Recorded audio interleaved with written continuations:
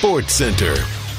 Good morning, Madison and streamers everywhere. I'm Jesse Nelson. Sports Center brought to you by Ho Chunk Gaming Madison, home of smoke-free slots and the highest payout percentage in the area. Ho Chunk Gaming Madison, more spins, more wins, more fun. The Milwaukee Brewers winners 4-2 last night over the Pittsburgh Pirates at American Family Field. Jackson Chourio with a big night, including a home run, his first in a month, helping propel the Brewers to victory. Logan Henderson, 6 strong innings on the mound, gets the victory. Antonio Senzatella makes his Brewers debut after being acquired at the MLB trade deadline from the Colorado Rockies. Pitched a scoreless inning in the 7th inning as the Brewers get the win. Tonight, Brewers-Pirates, what a fun pitching matchup we're in store for tonight. Kyle Harrison and Paul Skeens, 6:40 first pitch tonight. Pre-game coverage starts just after 6 o'clock following Molly and Jim right here on Madison's home of the Brewers, 100.5 ESPN. If you're looking for the game on television tonight, it is exclusively on ESPN, national TV game tonight. ESPN television for Brewers-Pirates tonight, not available on Brewers TV. Bryan Bulaga guest hosts Wilde and Tausch starting right now. Metro Kia of Madison, Madison's trusted Kia dealer. Stop into Metro Kia on the east side of Madison or metrokiaofmadison.com. 3-time Wisconsin Sports Writer of the Year, Jason Wilde. Our very first guest in the history of Wilde and Tausch, which will be, I'm sure, a long and distinguished history. Packers Hall of Famer Mark Tauscher. Aaron Rodgers, give us an over-under on what number would you set for how many shows we do together? Broadcasting live from the Everlight Solar Studio at ESPN Madison. I'm going to say daily 52 weeks a year. I'm going to say you do about 230. And celebrating 10 great years on ESPN Wisconsin. And then what happens? No, then Tausch kind of bows out. This is Wilde and Tausch, presented by Pella Windows and Doors of Wisconsin.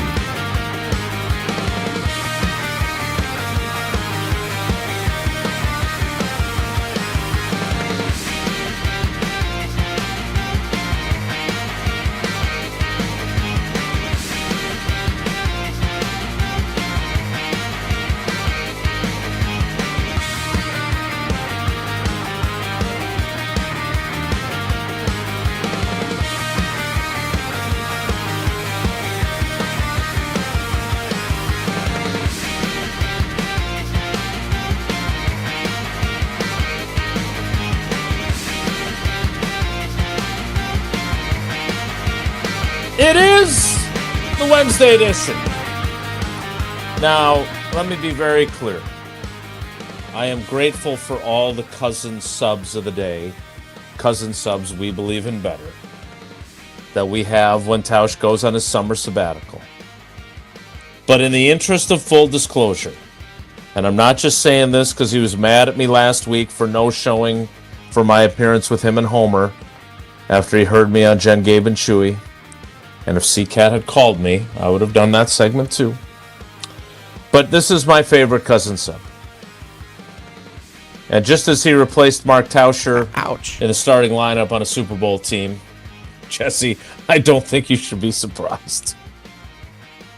And just as he replaced Mark Tauscher on a Super Bowl team due to injury, if Tausch ever abandons us, he's my first-round pick to take his spot. Addition. Also, the Micah Parsons gives us a timeline. Matt LaFleur gets a little bit persnickety about the kicking situation. Some people get paid around the league. They got paid a lot more than the Packers paid their guys.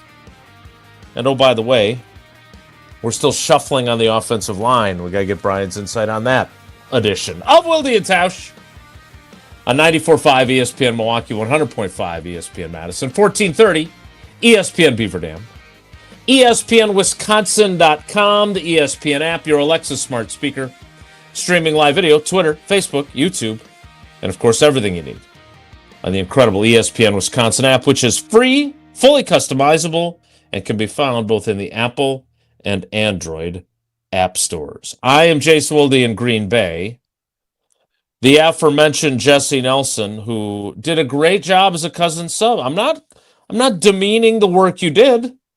I'm just saying if I had my druthers, you'd be in the spot you're in right now where you do a great job, like getting us on Twitter and Facebook and YouTube and all the stuff you do.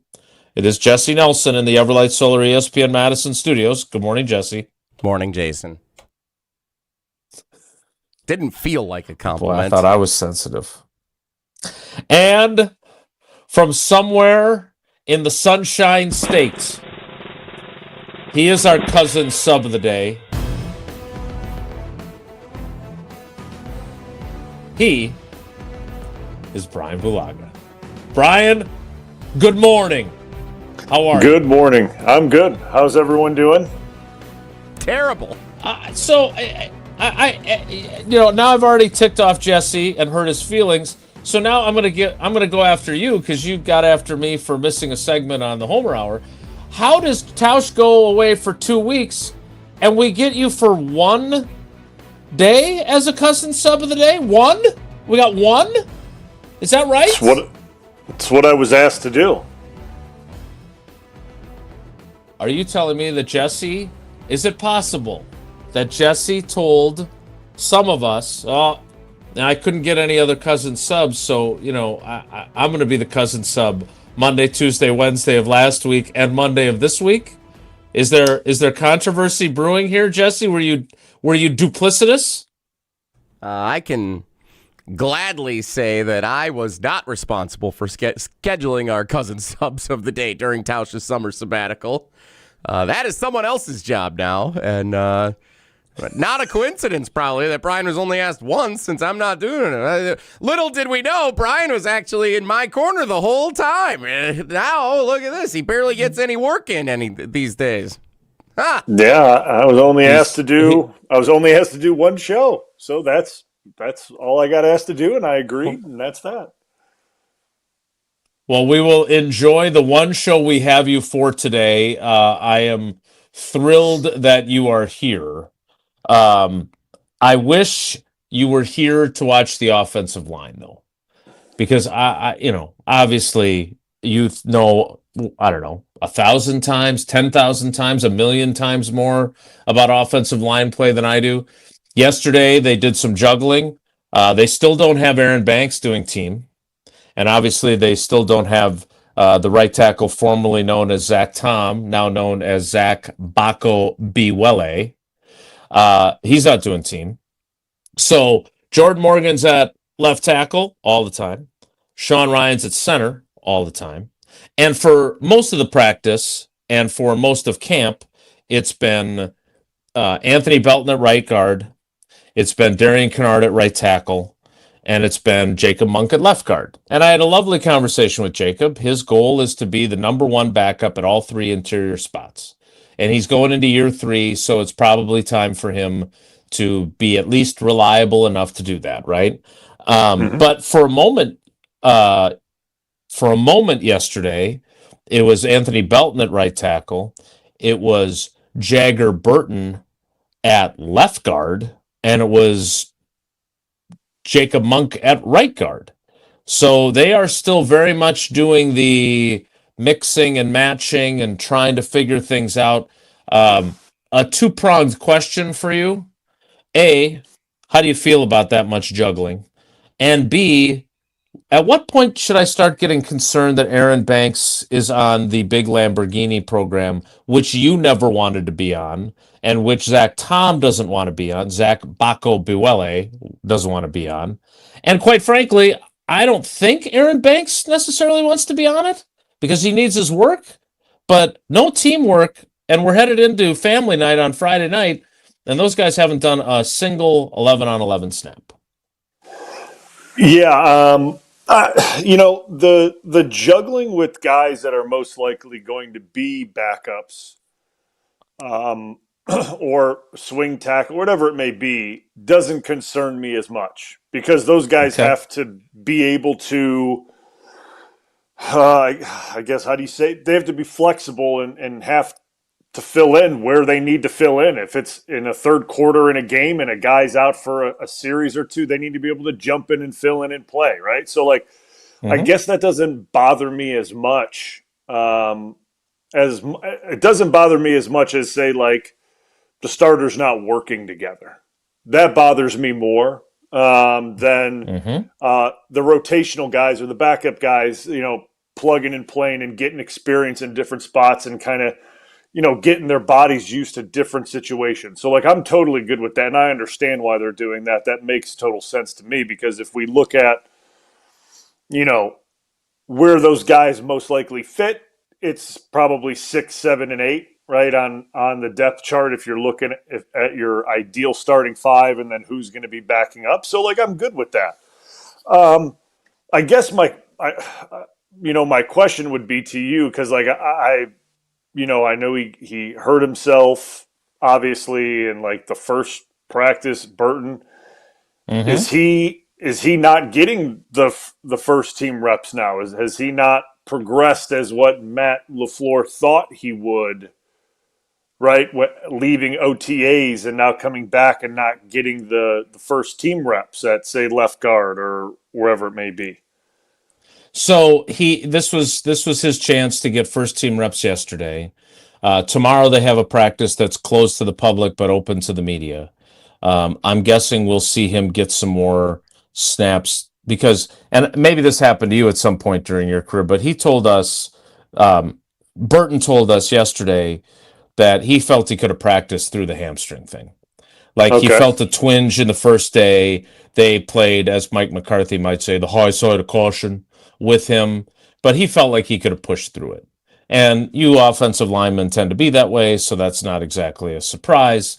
But, like, he missed some opportunity, right? Every minute that you're not available, like Carrington Valentine has now not practiced for 2 days after he dropped out on Sunday with a leg injury. Well, Brandon Cisse is getting snaps with the ones every single time that Carrington Valentine would normally be in there.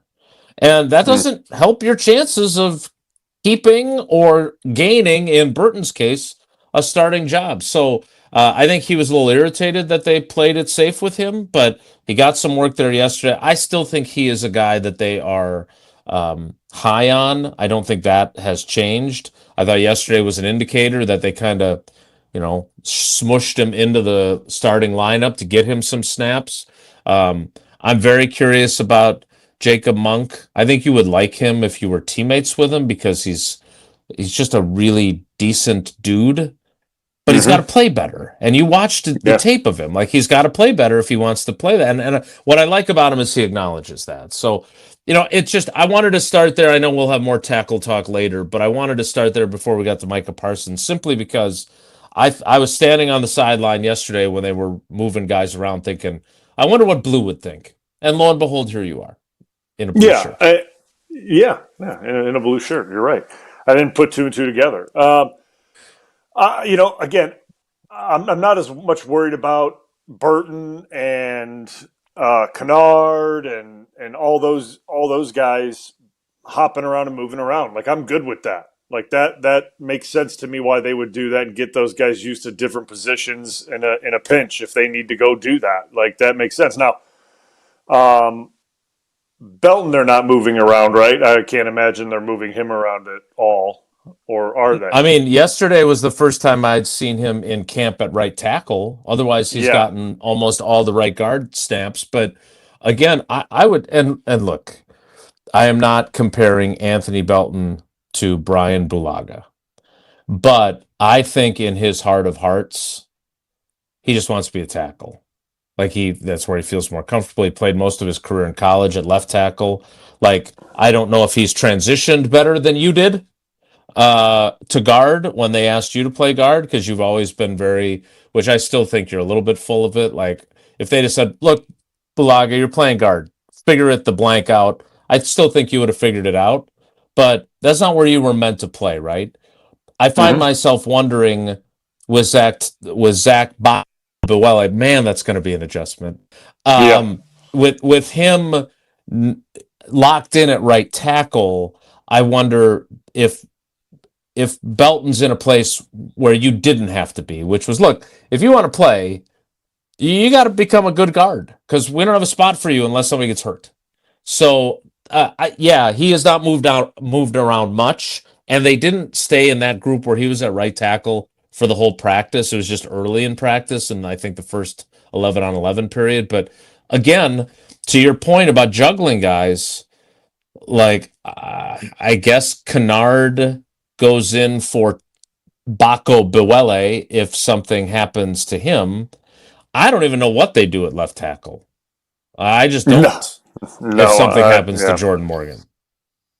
Yeah, I don't know what they would do either, and maybe that's where Belton would get an opportunity, maybe, right? Like potentially that's where he would get an opportunity if something happened over there. But I mean, you hit the nail on the head with I'm calling him Z-Bach until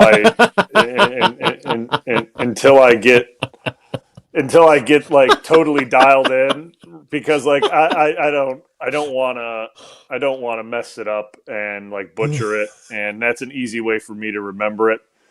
Belton's not going to get any reps at right tackle as long as he's on the football team. So like you're right there. Like it's just not going to come to fruition for him, right? Like he's not removing him from the right tackle job.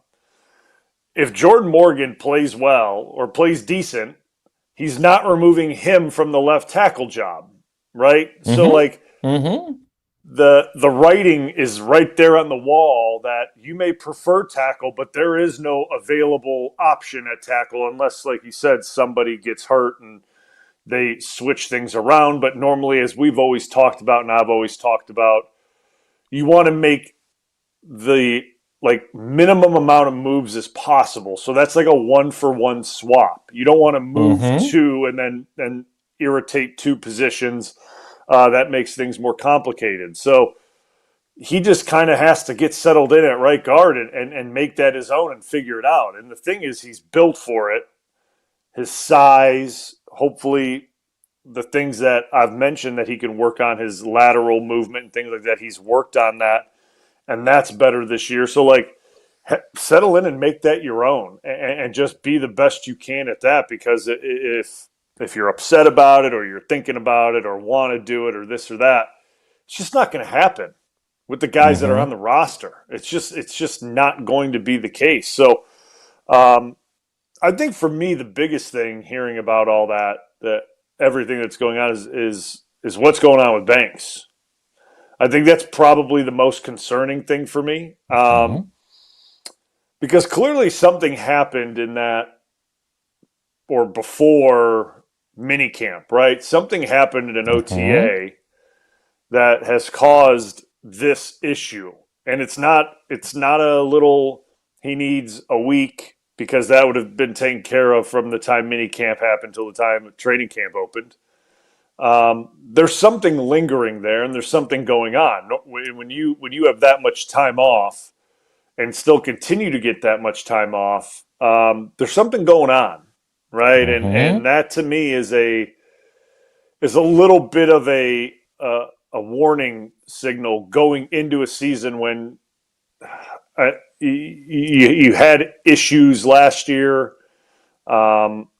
All being he fought through a lot of them, right? And he played games and he battled through it. But I think if you were to ask him, do you think you played to your highest ability, he would say no. So that means he battled through injury and played and did the best he could.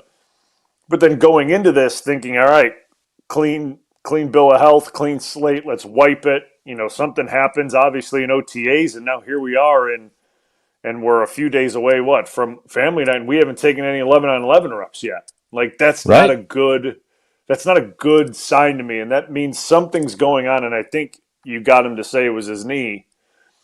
Something's going on in that knee that is going to be problematic, and it's not going away.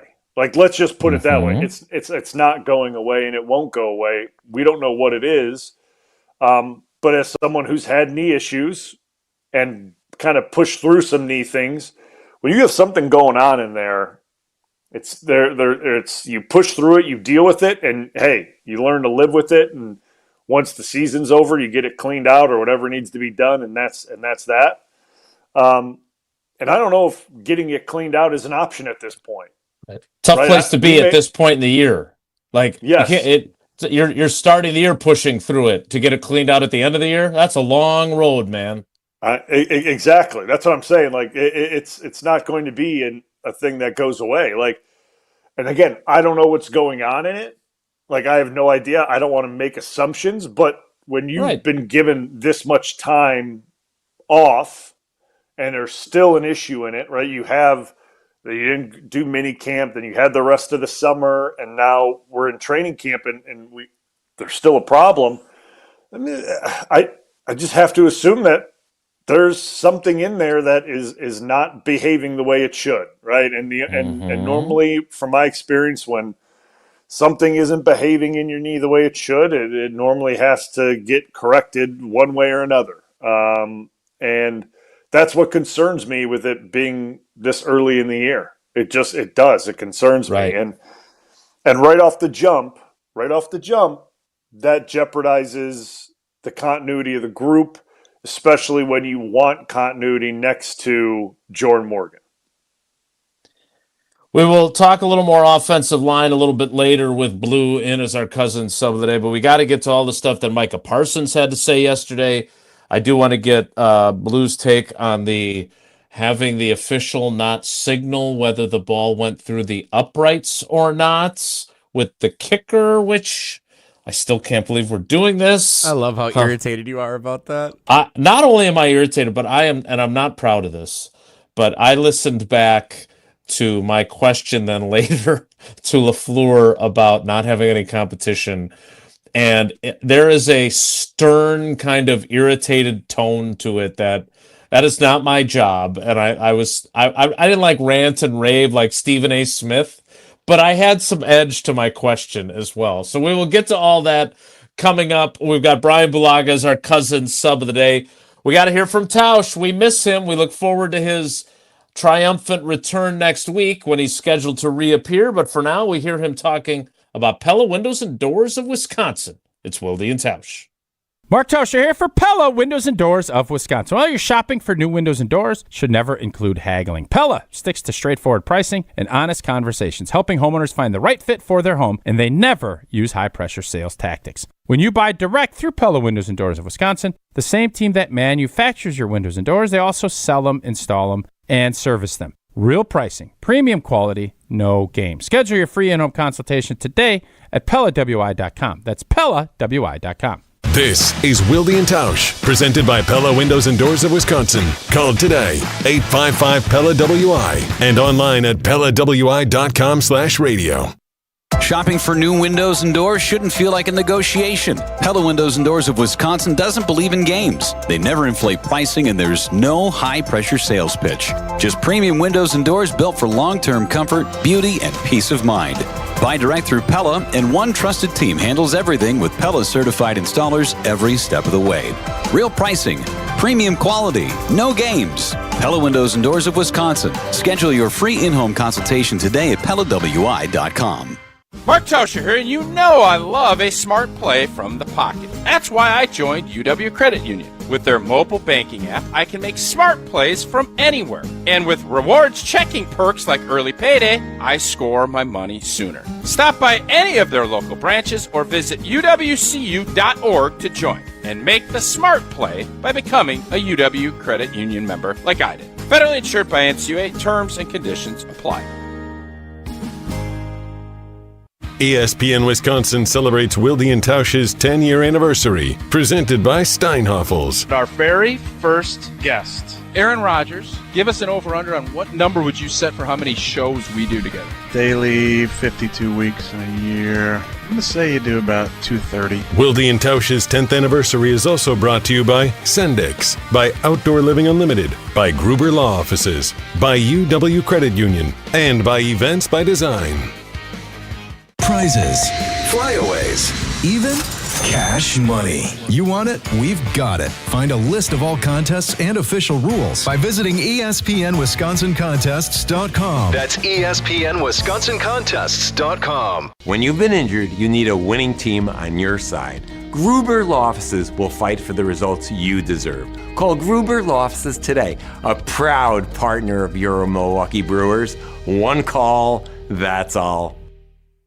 Bo here from Ridgetop Exteriors. Southern Wisconsin got hit hard with hail recently. If your home took a beating, now's the time to take action. We've been delivering top quality roofing, siding, and window services locally for over 23 years. With free damage assessments and insurance experts on staff, we've been your licensed, local, and trusted contractor since day one. Don't wait until small damage becomes a big problem. Turn to Ridgetop Exteriors today. RidgetopExteriors.com. That's RidgetopExteriors.com. Ridgetop Exteriors. It's a great day for Brewers baseball, and with Brewers checking from Associated Bank, you get a powerful lineup of perks all season. Leading off is Express Entry with incredible speed. Next up, 20% off gear at the Brewers team store. Sporty stuff. And third, up to 50% off home game tickets. But if you can believe it, there's even more you can score. Because with Brewers checking, you get the strongest lineup in baseball. Only from Associated Bank. Join the crew at AssociatedBank.com/Brewers. Member FDIC. Keeping up with vehicle maintenance is tough, so Metro Ford of Madison makes it easy with mobile service. Metro Ford will come directly to you, home, office, wherever your day takes you. Their Ford certified techs handle oil changes, filters, batteries, wipers, inspections, and more, all without a visit to the dealership. You stay on schedule, we'll take care of the rest. Call 608-246-3600 today to book your mobile service appointment and let service come to you. That's Metro Ford of Madison. Visit them at metrofordofmadison.com. Mark Tauscher here for Pizza Hut. I've been telling you for a while now how much I've loved Pizza Hut going back to the days when I was a kid participating in their legendary Book It program. Well, how's this for a throwback? Introducing Pizza Hut's Throwback Value Menu. Features their iconic personal pan pizza, just $3. And a medium one-topping original stuffed crust pizza for just $10. You asked for it, so they delivered. It's the Throwback Value Menu from Pizza Hut. Order on the Pizza Hut app or at pizzahut.com. Pizza Hut. No one out-pizzas the Hut. We've never seen anyone like The Miz. Swing and a miss. He struck him out. Strikeout number 11 for Jacob Mizorowski. Stand and applaud. You're listening to 100.5 ESPN, Madison's home of the Brewers.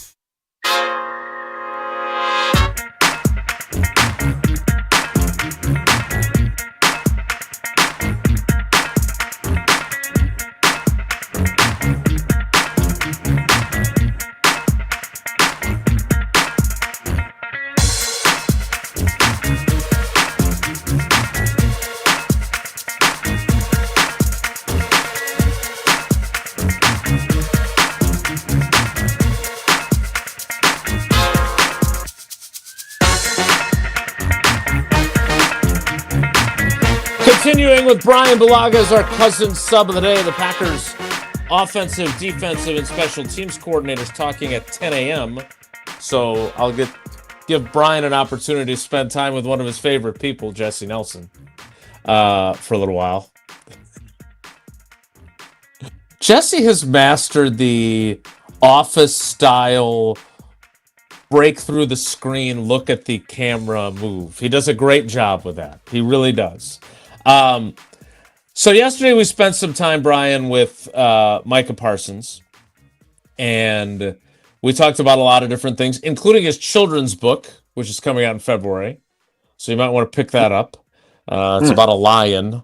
I haven't seen the mock-ups. I'm a little concerned that there might be maybe a copyright infringement with Scar from The Lion King, because apparently Styx has a scar, and it's a whole thing. But he's the good guy in the book instead of the bad guy, like in The Lion King. But he also, for the first time, basically delivered a timeline without committing to a timeline. Here is Micah Parsons when Matt Schneidman of The Athletic asked him about the idea of being back for Week 6 against his former team, the Dallas Cowboys. Yeah, I think it's very realistic. I just gotta, as me and the staff we gotta put the work in. We gotta get to the point where I'm feeling great and we all say, Micah, you'll be in a really good phase. Is it possible? Yes. So I wouldn't say it's not possible, but at the same time, in these next, how many weeks is that? It's Week 6. 10 weeks? What is it, 10, 12 weeks from now? I don't know. We got to do our part to make it possible, but, it's not off the board, but we got to put the work in. It's not off the board, is not the same, Brian, as that's my target to return. The week before, they played the Bears, which, by the way, last year the Packers played the Bears 3 times. In the game that they had Micah Parsons, they won. In the games they didn't have him, they lost. And I don't think that's coincidence. So when you hear that, to what degree, especially compared to when Terrence Parsons is sharing his opinion on when his brother's going to be back, to what degree do you get your hopes up? Yeah, I mean, I'm not overly hopeful. We'll just put it that way. Like I'm not overly hopeful, and I understand that in his mind, he probably has some goals and targets that he wants to hit, and what game he would like to be back for, and things like that, which all players do when they're coming back from this injury. There's always a target date that you really want to hit, and things like that. But I'm just week 6. I just have a hard time seeing them push that, and the medical staff push that. I think they would rather give them the extra 2 or 3 weeks, whatever it may be, right? That's almost another month if they give them another 2-3 weeks. So, listen, I think it's good that he's putting that optimism out there. I think it's good that that's out. Like, I always think that when you put good things out in the universe, and, it normally returns back to you. And obviously he's giving a lot of optimism, not only to Packer fans, and that's a little bit of when a guy does that, especially of his stature, that also puts a little shot across the bow to the teams that we're going to be playing, right, from the Green Bay standpoint.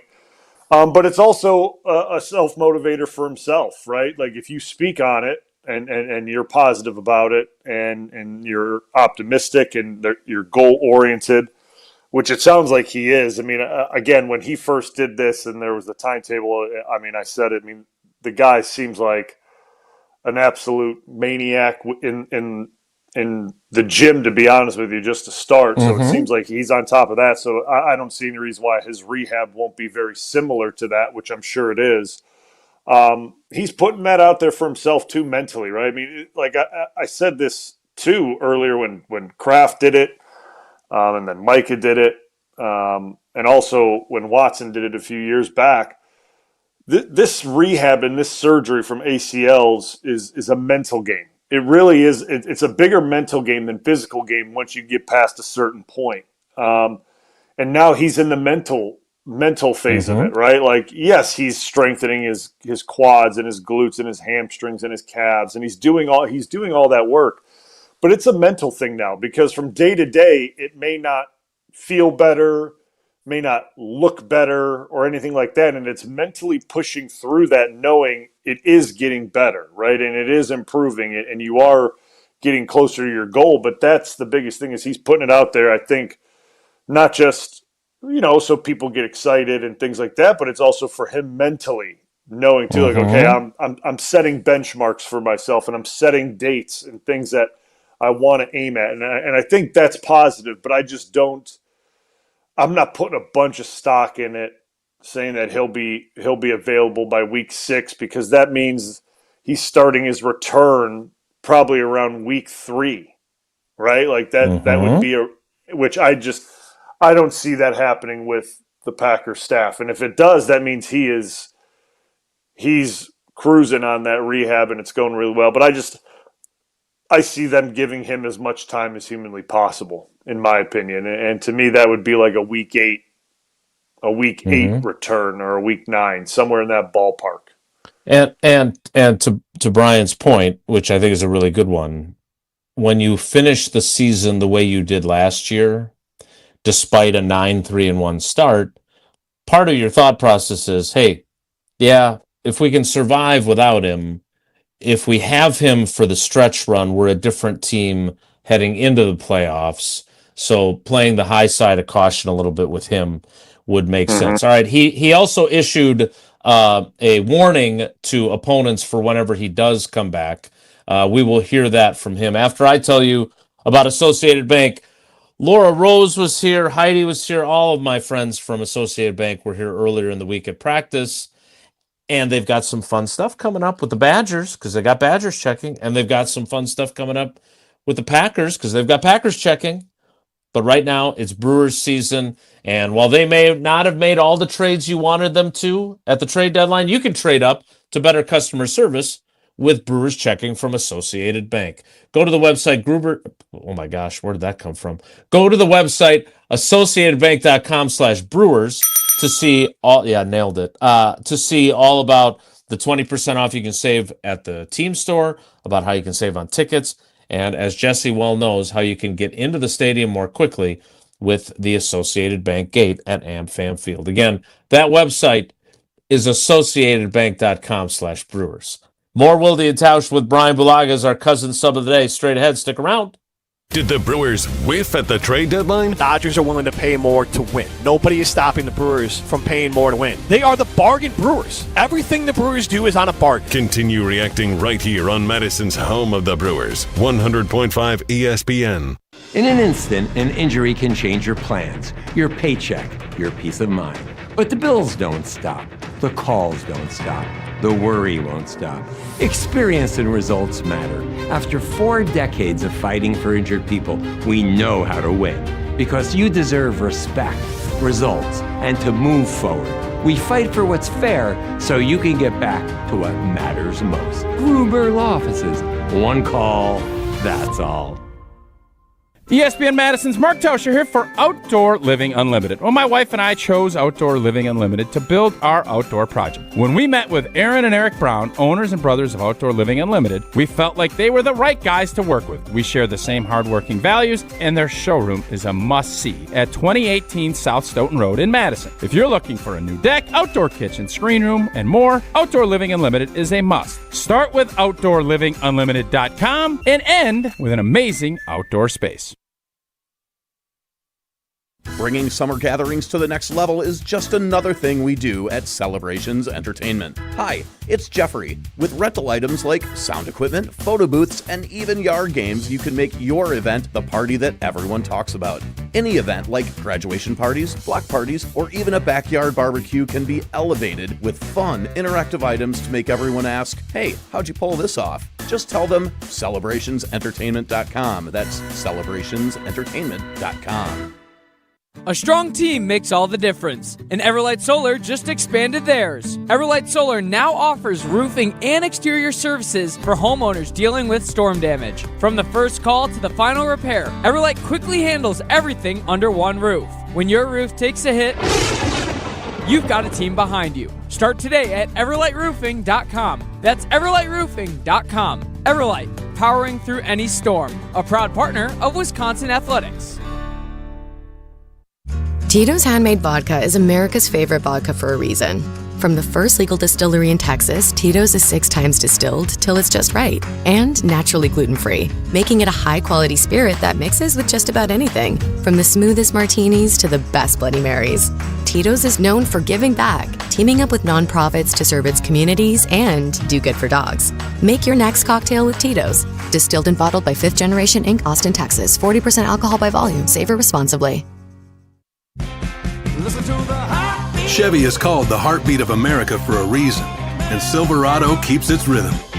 You feel it in the TurboMax engine with best-in-class standard torque, an available Z71 off-road package that keeps you rolling when the road turns rough, and the most functional truck bed with best-in-class cargo space. They're trucks that work as hard as you do, so you can do more of what you love without missing a beat. See your Badgerland Chevy dealer today. Based on latest competitive information, excludes other GM vehicles.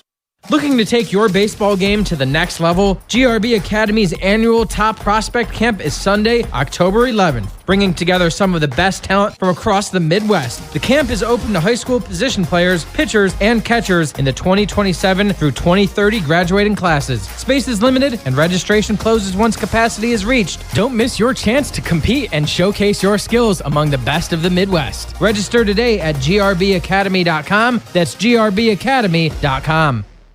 When your car needs care, trust the team that treats it like their own. Conant Automotive in Stoughton. From oil changes and brakes to engine diagnostics and major repairs, their ASE certified technicians deliver honest, reliable service you can count on. Plus, they offer loaner vehicles and convenient after-hours drop-off to fit your schedule. Serving the Stoughton area since 2006, trust the local brand that's built a reputation for dependable auto repair. Visit Conant Automotive on Highway 51 in Stoughton or learn more at ConantAuto.com.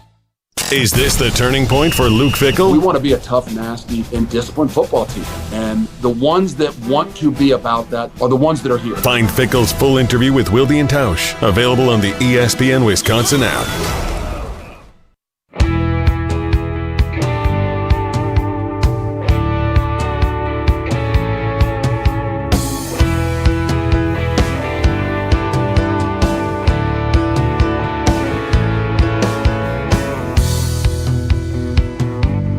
Continuing with Bryan Bulaga, our cousin sub of the day. Cousin subs, we believe in better. All right, Micah Parsons talked for a long time yesterday, but this was, other than the fact when he was making fun of Baron Sorrell and joking that there's no evidence on Huddle that he ever actually played on offense in high school, this was my favorite part because kind of like Scar once saying in The Lion King, be prepared. He is warning his opponents for whenever he is back on the field to be prepared. Here, again, is Micah Parsons from yesterday. I think people are worried about, if I come back. I just feel like people should just be worried about, how I'm going to be when I come back. That's kind of like my mentality. And how I feel and how I'm going to approach when I'm back is like, people are worried about the knee. They should be worried about how I'm going to play when I get back. The anger, the frustration, the things that I'm going to have to let out because, how long it's been since I played. So I think that's what people should really worry about, like, how great is Micah going to be when he gets back? Not about when I get back, because that's the short term. It's about how great I'm going to be, how I can help my teammates, and, how far we're going to go into a playoff run. That's great to hear, right? He's got to actually do it, of course, and you've done it twice. So my question for you, because that's, if you're a Packers fan, that is red meat, right? Woo! Let's go! My job is to be a little bit more level-headed, but I have to admit, even standing there listening to him, I was like, okay, that's a really good quote. That'll be on News 3 Now tonight, and that will be in my stories, and that'll be talked about on Wilde and Tausch. But you have to do it. What are your recollections from coming back and what you were unleashing after the frustration of having to sit and wait to play football again?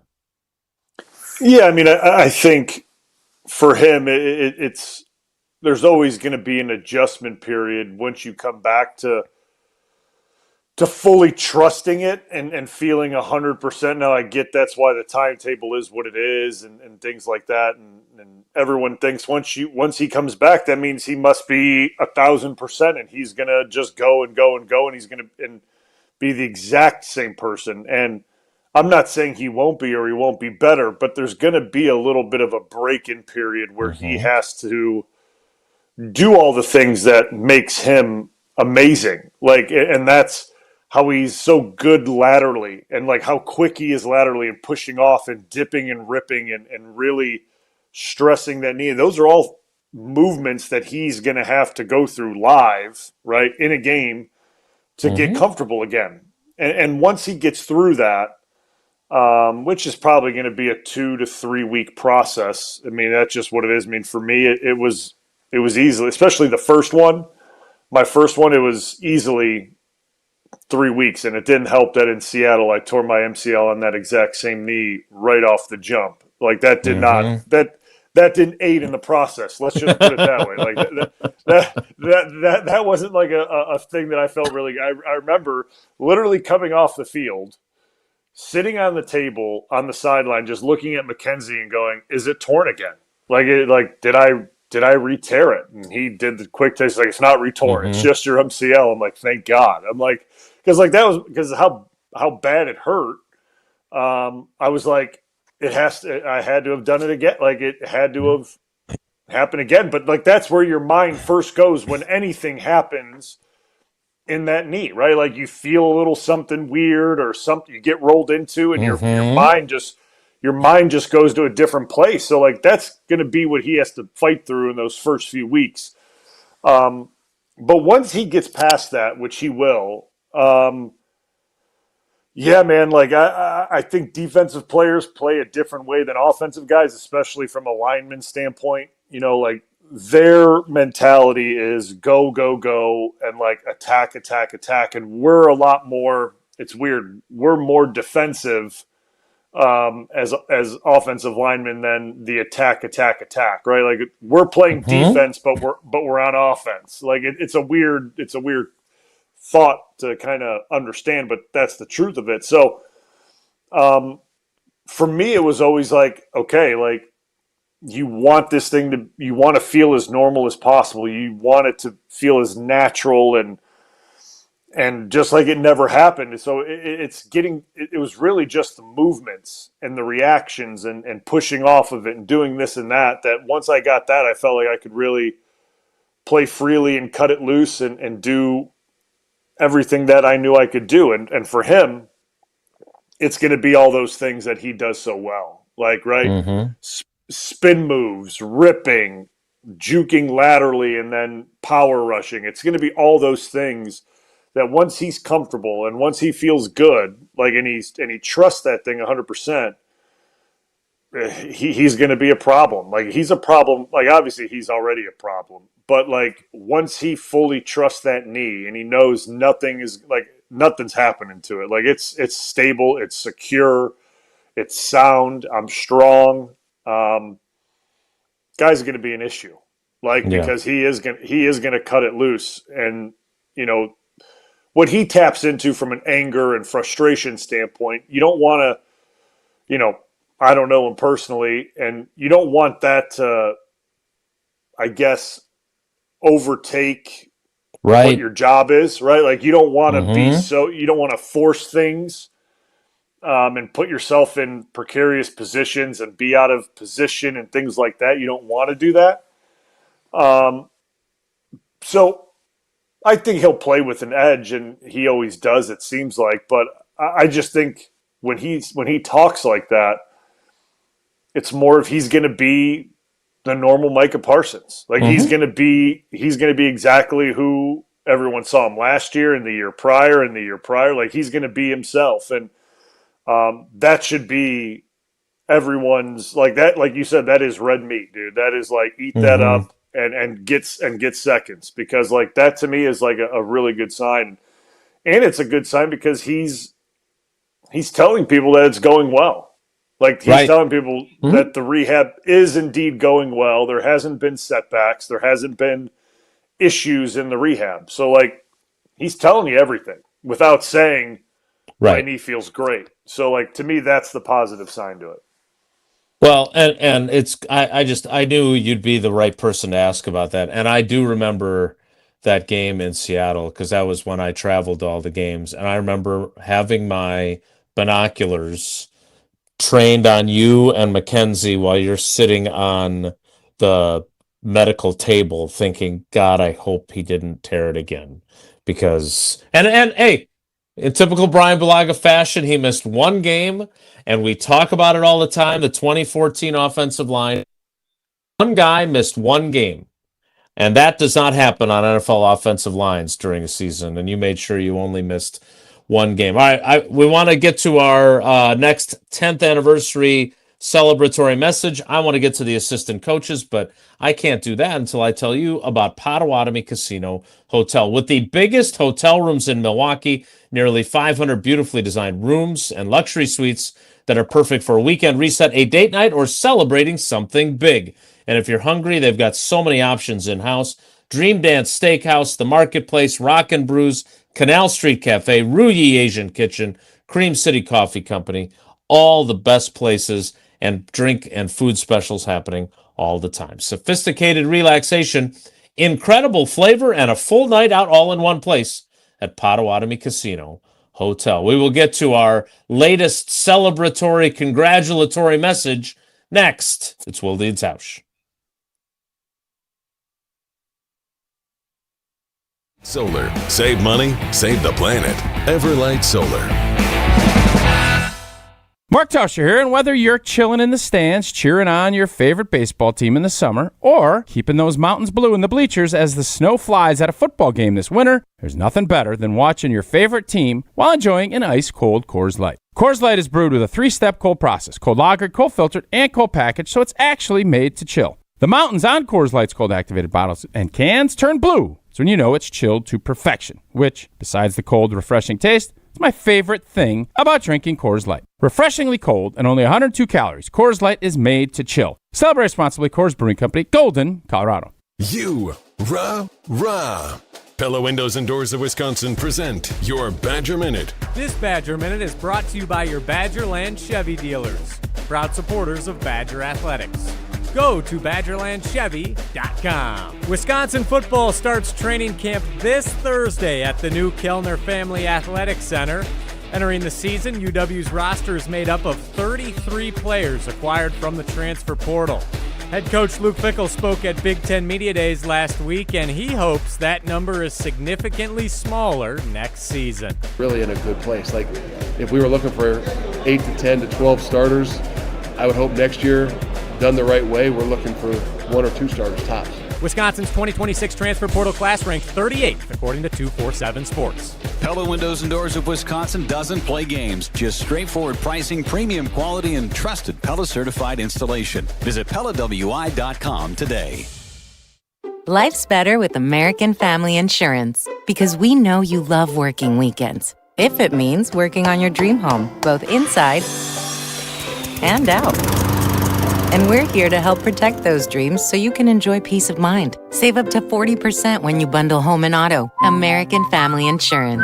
Get a quote and find an agent at amfam.com. Products, pricing, and availability vary based on where you purchase insurance and by state. Some exclusions apply. American Family Mutual Insurance Company, SI, and its operating companies, 6000 American Parkway, Madison, Wisconsin.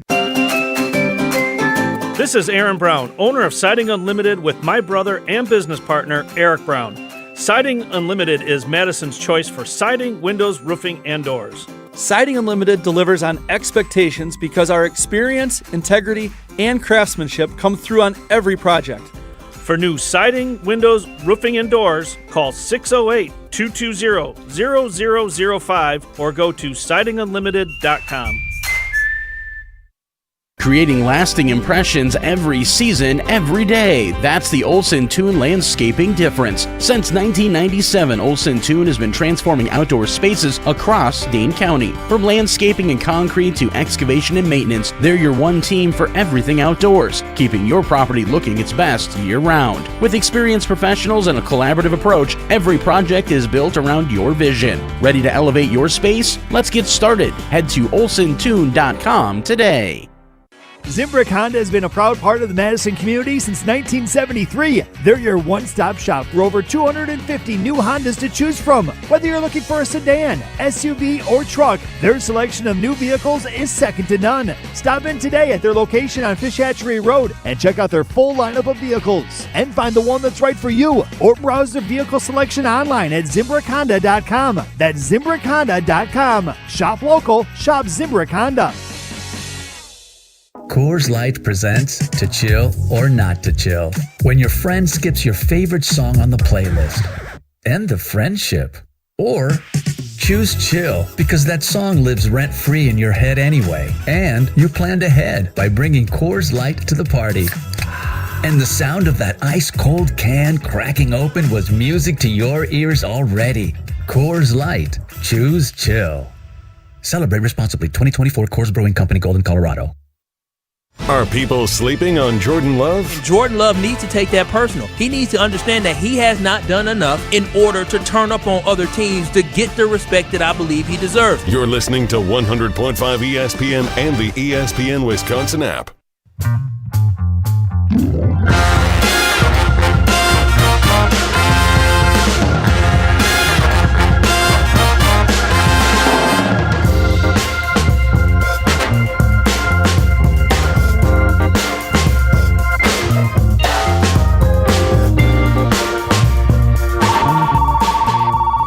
Sounds like someone's here to celebrate with us. 10 years with this show? Oh my gosh, what a run. Wilde and Tausch's 10th anniversary is presented by Steinhoffels. Greatest show on ESPN Wisconsin, period. And this celebratory message is brought to us by Gruber Law Offices. One call, that's all. Hey, this is Eric from Green Bay calling in to congratulate you guys on a decade of Wilde and Tausch. Somewhere along the way, your show has become more than sports radio. You've built a community where fans can come together to celebrate, commiserate, debate, and usually share plenty of laughs. It's only fitting that you chose to celebrate this milestone with the fans. On a more personal level, you have all become a part of our family. Every morning after breakfast, my 4-year-old reminds me it's time to turn on Wilde and Tausch. The show has become the soundtrack to our mornings, and we're grateful to be a part of it. Congrats again on 10 amazing years, and as we say on trivia, love you guys. Happy anniversary, Wilde and Tausch. I love that we do this. And Jesse, I know you were part of doing it. I'm not, as I've told you many times, I'm not super comfortable with this idea of celebrating. I could never play offensive line, but one of the things that I identify with the offensive linemen is that you just do your job. You don't get a lot of accolades. They don't tell you how great you are. You remember your failures, like our Cindy Crawford interview, or when you give up a sack, more than you remember all your successes. And you have to do it every day, just like a lineman does. And so Tausch has been great. But what I've loved is having our fans have the opportunity. I saw Eric at practice the other day. He lives up here in Green Bay. He was with his kids. And I just want people to understand that it does not go unappreciated to know how much we have become part of your lives. So thank you to Eric. Can't wait for Blue for his celebratory message. I'm very excited to hear what he has to say because he's become such a crucial part of our show. Nice face. So this seems like a good time to remind you. He might not have been asked to do one. I don't know. Just like he wasn't asked to sub more than once. This seems like a good time to tell you that Gruber Law Offices has been a great partner of ours from the very jump. They've been with us from the beginning, and David and Steven and the whole team over there have been great to us. They're great friends of mine. And as I tell you every single time I talk about them, and they know why I feel this way, I hope you never have to call them because I don't want you to get into an accident. I saw one on 172 on my way here this morning, was almost late for the show. That's a bad situation. You never want to be in that position, and you certainly don't want to get injured. But what you really don't want to do is be in that situation and get injured and then not have the best team on your team. And that is why you need to make the call. One call, that's all. Gruber Law Offices, 414-276-6666, 414-276-6666, or go to the website, gruber-law.com, to find out more information. All right, so Bryan, I know you're excited about this part of the program. I'm going to head to the coordinators. We're going to hear from Steno. The second time we've ever heard from Jonathan Gannon. Big. And we will hear from Cam Acord. I don't necessarily plan on doing this every single time they talk, but I felt like the first time they talked in camp, it was worth going to hear. And I knew that I could leave the show in the capable hands of Brian Bulaga and Jesse Nelson. So, the 10 o'clock hour, the odd couple. Brian did not sign up for this. It wasn't. Yeah, we'll just say it wasn't in the. When I got asked, this wasn't in the script. So let's just put it that way. Well, I know what a professional you are, and I know that Jesse will annoy you while I'm gone, so I will hurry back as quickly as possible. We kick off the 10 o'clock hour with Brian and Jesse next. It's Wilde and Tausch. Don't go anywhere. Another hour of Wilde and Tausch, presented by Pella Windows and Doors of Wisconsin, is coming up next on ESPN Wisconsin and the ESPN Wisconsin app.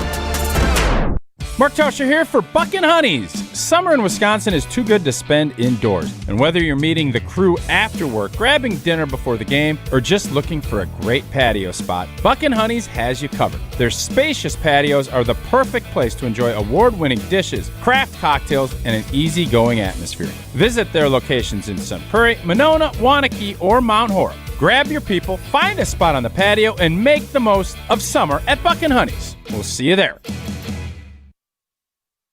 This is Derek Engler. You're listening to a Good Karma Brands radio station, 100.5 ESPN WTLX Monona, Madison. Broadcasting live from the Everlight Solar Studio, this is your Metro Kia of Madison Sports Center. Good morning, Madison and streamers everywhere. I'm Jesse Nelson, Sports Center, brought to you by Goodman's Jewelers, the diamond store of Madison for generations.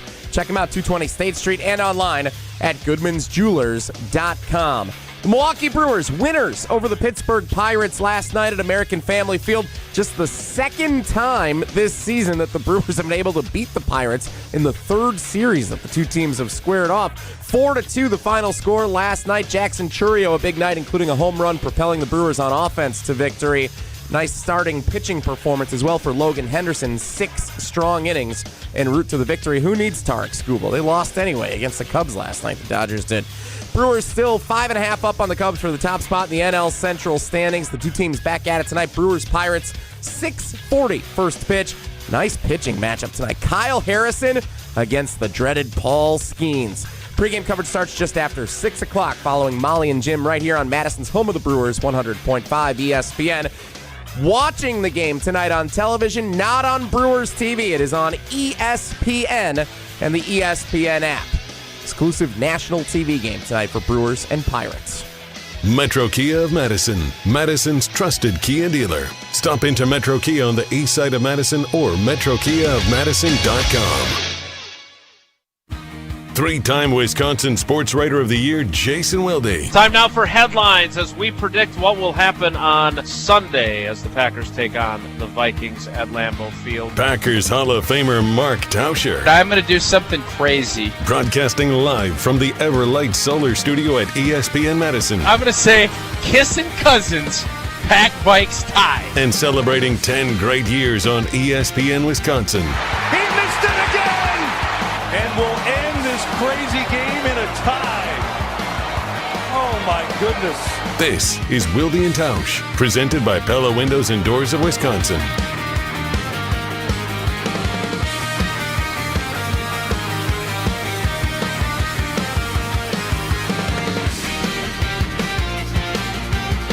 Well, you're almost right, big voice guy.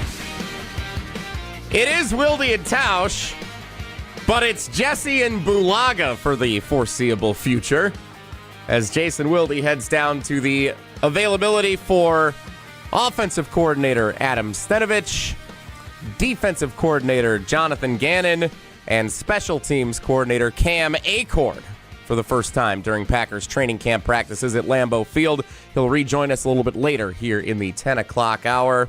He has left it to Blue and I. And Blue, this happened last week on the opening day of training camp. We ended up rolling the two of us on this show. I don't know what Jason's thinking, continuing to leave the show just up to the two of us, but we'll do the best we can in our, as he says, capable hands. I don't know if I'd use that adjective to describe what's going on here, but here we go. Yeah, we'll figure it out. Well, I'm not too concerned. I have figured out what we're going to do, and we're going to play things that other people said for us to then react to, mostly you. I feel like that's our best case scenario here to appease everybody and make sure that we're going to continue to get along as long as we can as bitter rivals here on the Wilde and Tausch program. I got a question. Are you gonna play the clip of your Badger head coach talking about 5-on-2ing his older sons, and then we can talk about that? Or are you just passing on that and we're going to go to something different? I'm just curious. Is that going to be part of the clips that we play? I'm just curious. If we're going to talk Badger football, Blue, we're going to talk about the brand spanking new beautiful practice facility, the Kellner family athletic facility that's getting ready to open up just in time for fall camp starting here very soon. We're going to talk about CBS Sports and other outlets saying the Badgers are a sleeper team that everyone should keep an eye on in the Big Ten to make a run this year, playing a pretty navigable schedule, including a big game in Iowa City on Halloween. Can't wait for that. Shock the nation. Badgers going to emerge Sunday night of Labor Day weekend against Notre Dame. Watch out, Sun Belt Conference Player of the Year, Colton Joseph as starting quarterback. It's going to be a big season for Badger football. Morale is high after the hiring of Sean Eichhorst as the new athletic director. Any further questions on Badger football, Blue? Because so we can do this dance if you want to do this dance. Yeah, so we're just going to pass over that. We're going to move on from that and ignore that. No conversations. Yeah, because we have more important things to talk about here on the Wilde and Tausch program before Jason gets back. Yeah. Did you know Jordan Love spoke with Kay Adams yesterday on FanDuel TV on her show Up and Adams? He had a lot of interesting things to say. And so that, not anything Luke Fickell said, is the subject of Did You Hear This? Consider it the radio version of a conversation at the water cooler. It's time for Did You Hear This? On Wilde and Tausch. That's right, Kay Adams in Green Bay yesterday. She has a very interesting style in which she approaches her interviews. It is, quite frankly, in a couple of ways, it's Wilde-like because she's kind of long-winded with the questions she asks, but she's kind of like everybody's hype person when she's interviewing them. She's always very excited to be talking to whoever her guest is, and she is always hyping everyone up and saying everything's going to be like the best ever. And it gets some really interesting answers from people like Jordan Love, who often don't say things that are very interesting. So 3 pretty solid audio clips here that I'm going to play for you. And Blue, I want to get your thoughts on all 3 of them, starting with what Jordan Love had to say about what he expects from Matthew Golden entering his second season in the NFL in the Packers offense. Here's the question from Kay Adams yesterday on Up and Adams on FanDuel TV.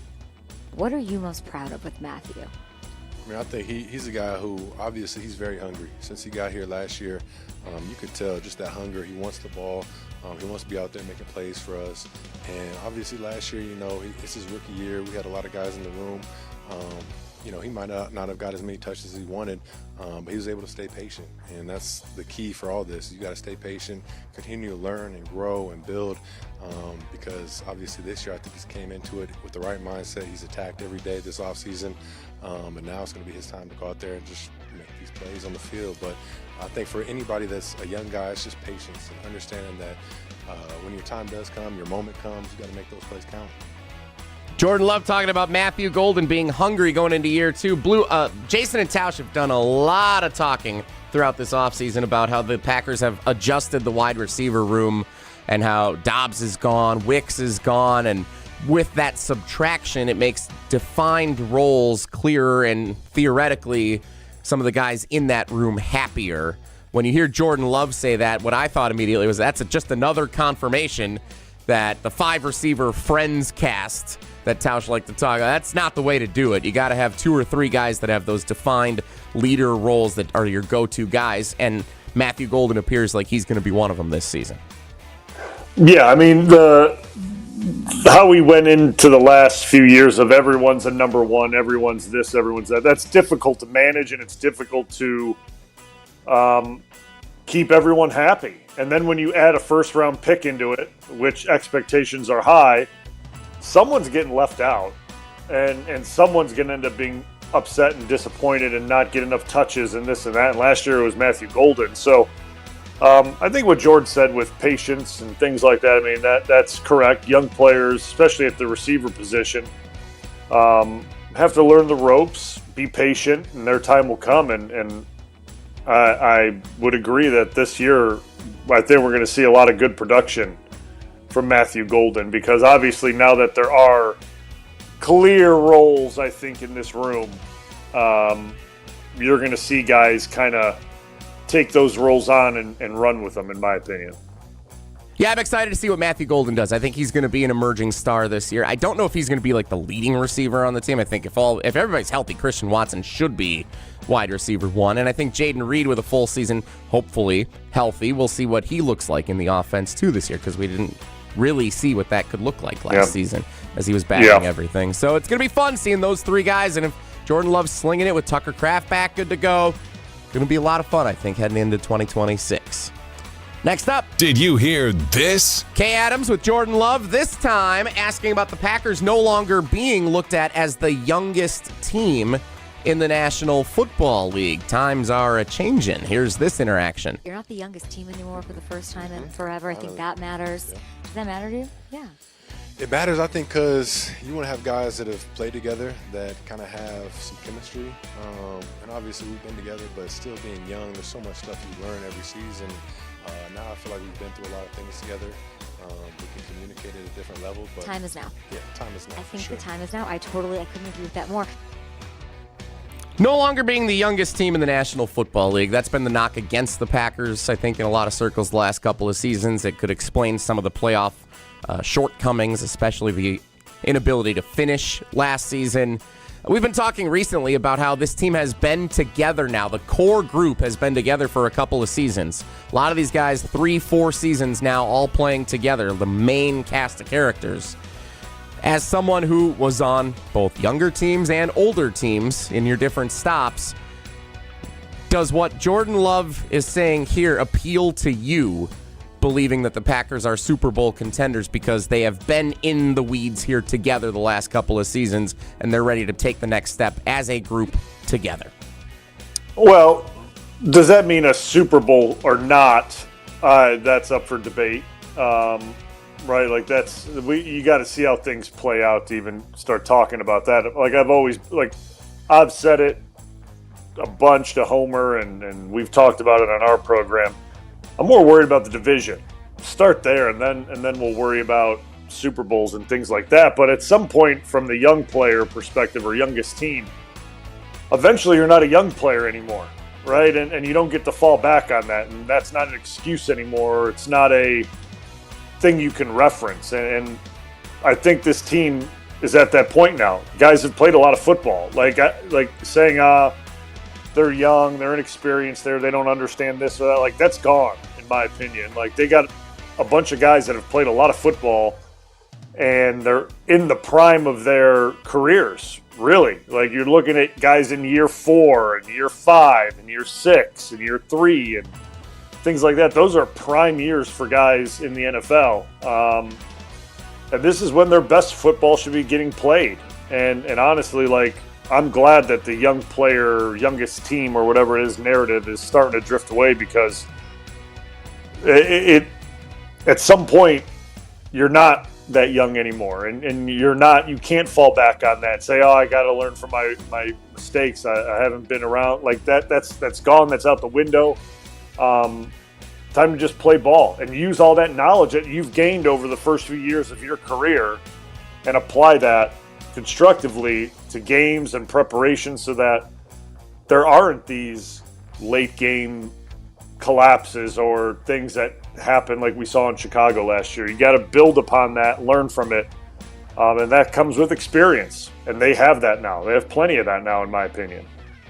Yeah, to me, it's exciting to kind of have that expectation now going into this season. It also means there's no more excuse for being the youngest team in the league. You can't say, well, we weren't able to finish against Cleveland in week 3 because, well, it's just something we got a little lazy and we weren't able to keep our foot on the gas. Or one of these late games in December, it's just that we haven't been there before. That's no longer something you can say about any of these core players on this team. Like, sure, there'll be a rookie here or there that might make a mistake, but everybody else has to be able to pick up for that. So it adds to the expectations heading into this 2026 season. That's what I heard from Jordan Love saying that with Kay Adams right there. Did you hear this? Last one. This is the longest back and forth Kay Adams and Jordan Love had, again, on FanDuel TV, up in Adams yesterday. She asked about Jonathan Gannon, who Jason is at the press conference meeting with Stenavich, Gannon, and Acord here over the next several minutes. Here is what Jordan Love said when asked about Jonathan Gannon's defensive scheme. What do I need to know about Jonathan Gannon? Oh, man, I'm excited. He does. What's he all about?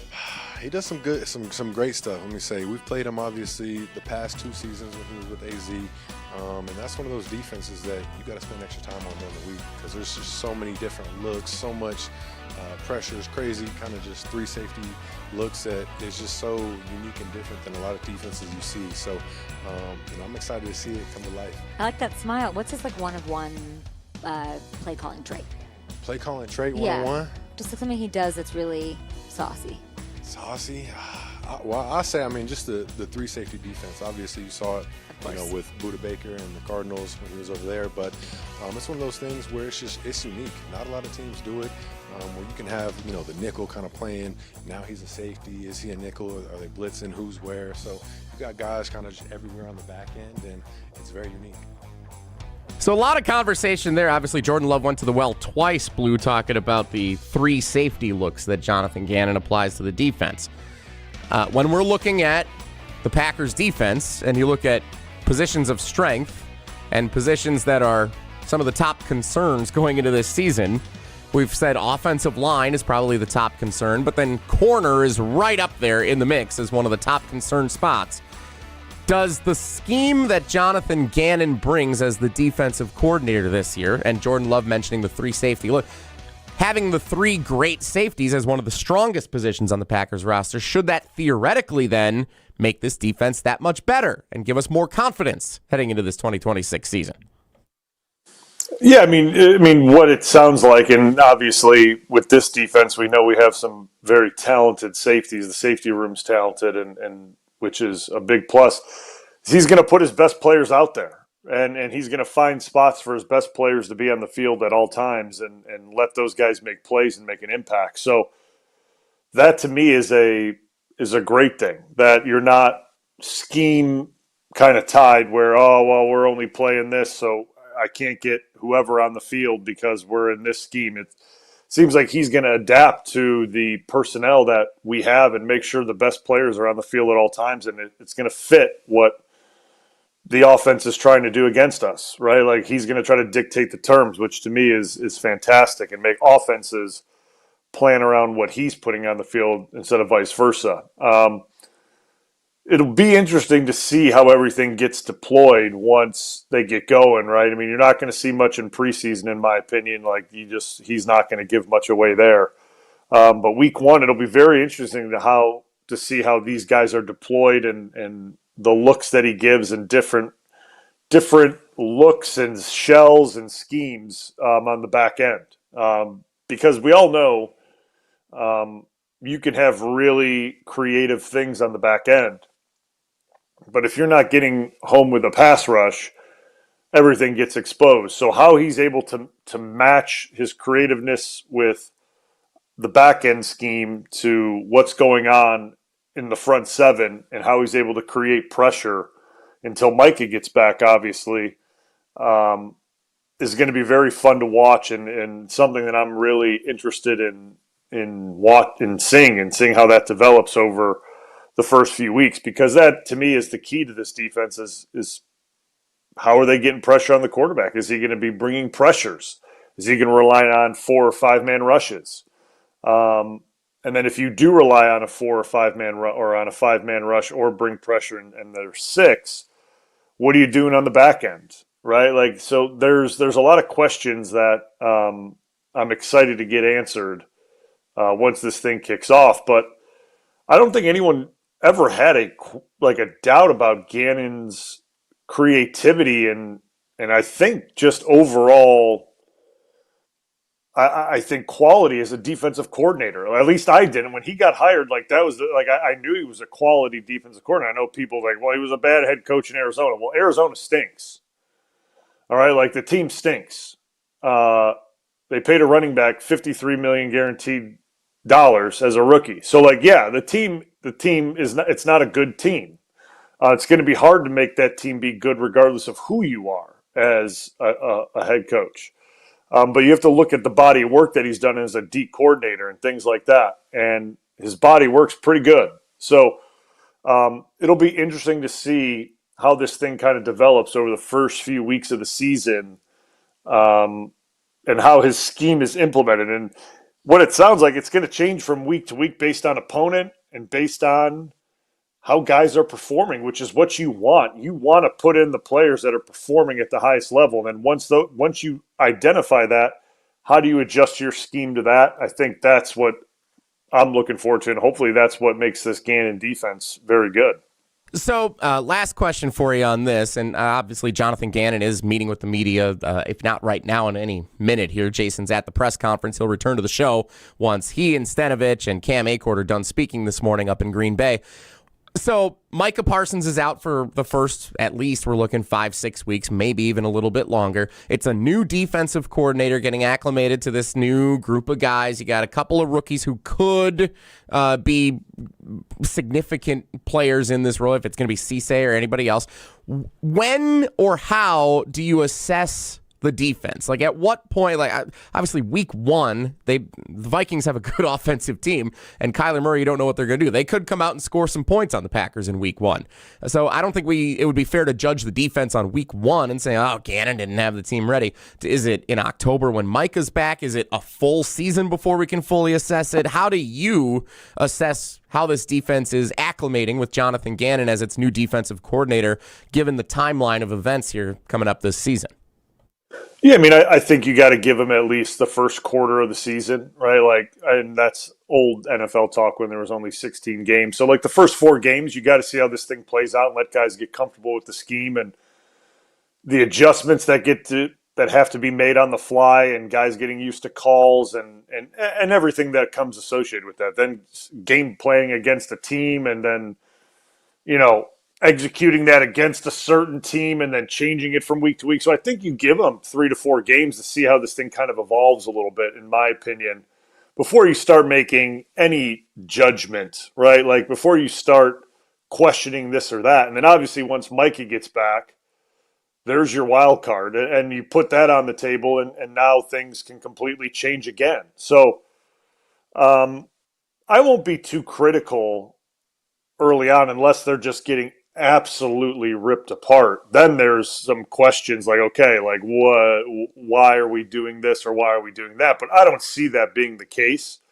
I think Gannon's too smart of a coordinator to allow, like, Green Bay to get absolutely shredded, knowing that my best player, my pass rusher, my guys that's going to create the most issues for an offense isn't here for a while. So I have to figure out a way to protect certain areas of the field and certain players while still limiting what offenses can do. And I think he's a smart enough guy to figure that out and knows that. But there's also talented enough players on this defense that have to step up and play, right? Like, the guys have to step up and play. If we're just going to finger point at Gannon and go, he didn't get it done, well, then we need to look across the board of the guys on defense as well and go, who's not getting it done? Because, like, if we're just going to blame a scheme at all, like, no matter what, then why get Micah Parsons, right? Like, why go out and buy a player like that, like, or trade for a player like that and pay him all that money, or why draft first-round defensive ends or defensive tackles? Why pay Wyatt? Why do any of that if the scheme should take care of it? No, the players have to end up doing it at the end of the day, right? They have to win their matchups. And but I still think that there's plenty of talent on the defense that can get the job done until Micah gets back. But it's just, how are they deployed and how do they adjust to what Gannon's asking them to do? Yeah, it does feel to me going into this season like it's not going to be finger pointing at the defensive coordinator the way that it was for fire Joe Barry or fire Mike Pettin or fire Dom Capers back in the day. Like, it's not going to. It's going to be on the players this season if the defense is underperforming, and I think that's the mentality that fans are going to be approaching watching the games starting right away week 1 against Minnesota. So I just wanted to know when at what point we start to judge the scheme and Gannon and like that's interesting insight.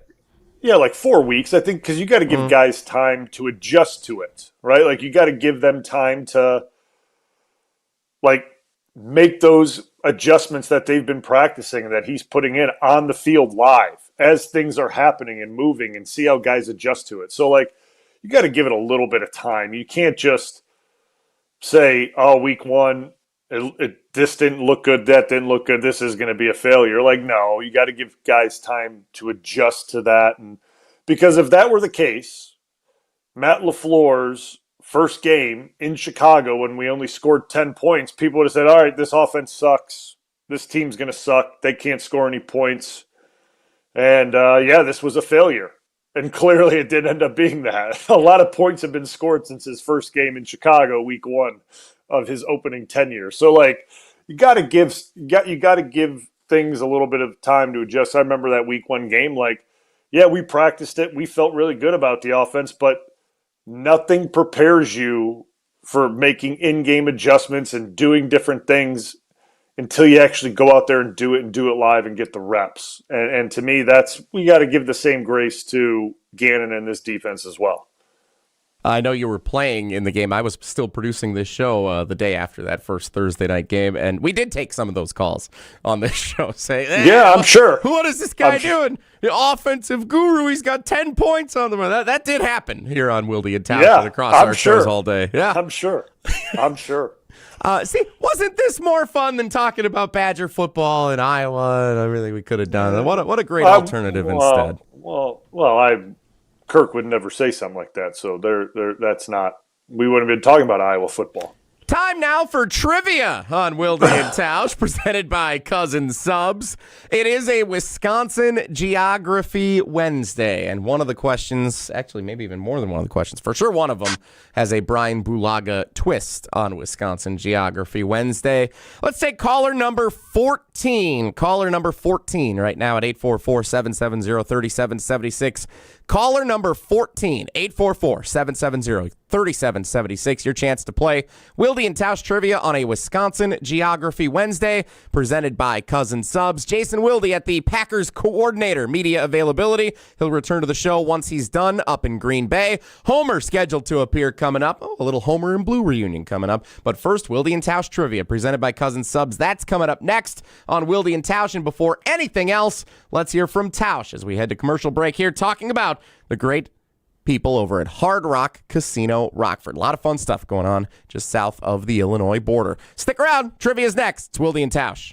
Mark Tauscher here for Hard Rock Casino Rockford, a premier entertainment destination just off of I-90 in Rockford, Illinois. Hard Rock Casino Rockford offers the most generous and most frequent promotions of any casino in the Midwest. And how's this for a little adventure? If you're not able to make it up to Green Bay for the college football opener, head down to Hard Rock Casino Rockford on Sunday, September 6th. At 9 p.m. on the Sunday night of Labor Day weekend, one lucky winner will receive a $45,000 credit, valid toward the purchase of any eligible new or pre-owned RV. That's right. Play now using your Unity card and earn entries through September 6th, and you could win a $45,000 credit for a new or used RV. Check out the full rules at casino.hardrock.com. Play, dine, shop, and enjoy live shows and the sportsbook. Hard Rock Casino Rockford, a premier entertainment destination just off of I-90 in Rockford, Illinois. This is Wilde and Tausch, presented by Pella Windows and Doors of Wisconsin. Call today,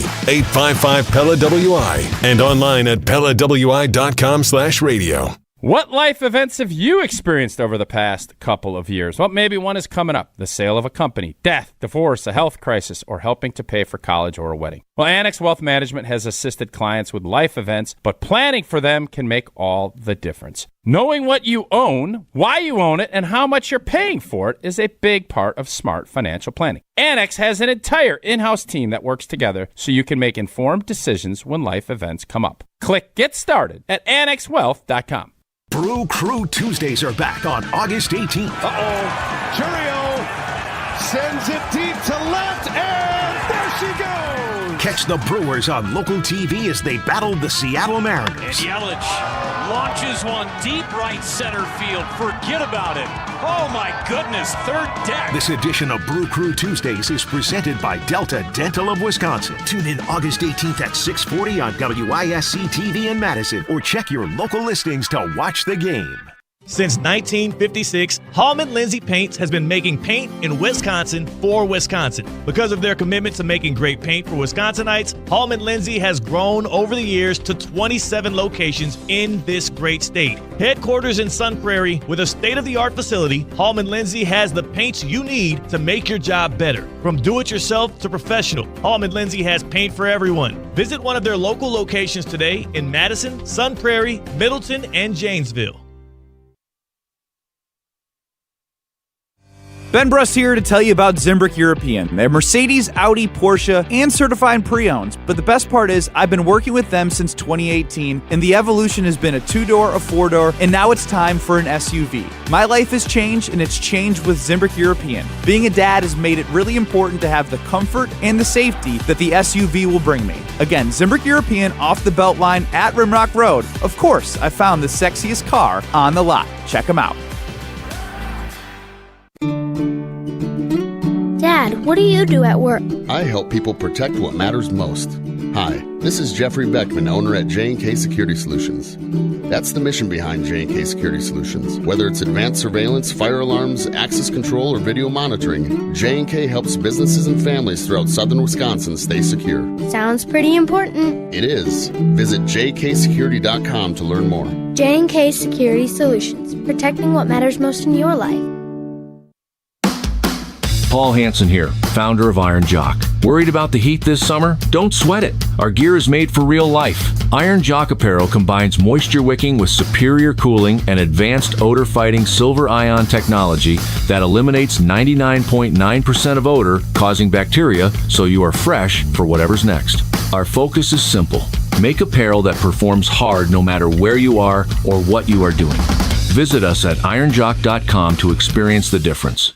Surfside iced tea and lemonade plus vodka is your go-to drink this golf season. It's light, refreshing, made with real vodka and zero bubbles. That's right, no carbonation. This spring, look out for the brand new half and half variety pack featuring flavors like raspberry iced tea and lemonade and blackberry iced tea and lemonade. No bubbles, no troubles. Cheers to hitting the fairway and cheers to Surfside. Must be 21. Please drink responsibly.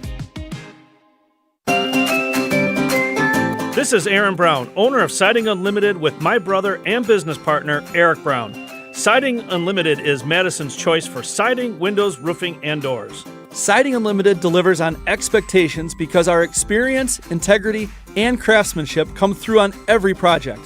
For new siding, windows, roofing, and doors, call 608-220-0005 or go to sidingunlimited.com.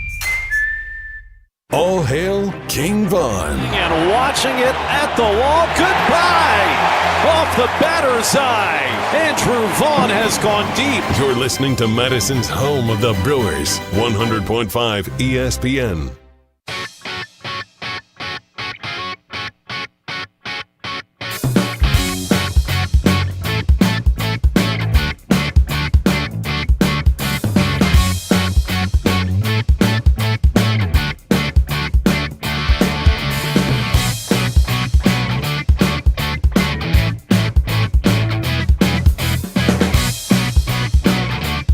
Wilde and Tausch, Jesse and Bulaga for the time being. Jason Wilde attending the media availability for the Packers coordinators. Offensive coordinator Adam Stenovich, defensive coordinator Jonathan Gannon, who Jason was very quick to point out this is the second time in his tenure as defensive coordinator that he's now meeting with the media. That's great. So hopefully some good insights up in Green Bay right now as the coordinators meet. Cam Achord, the special teams coordinator. He's new this year also. Wonder how much he's going to talk about the kicker. Matt LaFleur happy to take a break after being drilled about the kicker yesterday. We'll talk plenty about that coming up, and I'm sure Jason will give us some insights from training camp to let us know if the kicks are going through the uprights today, which apparently has been an issue in the first week of training camp. All is well. No problems at all.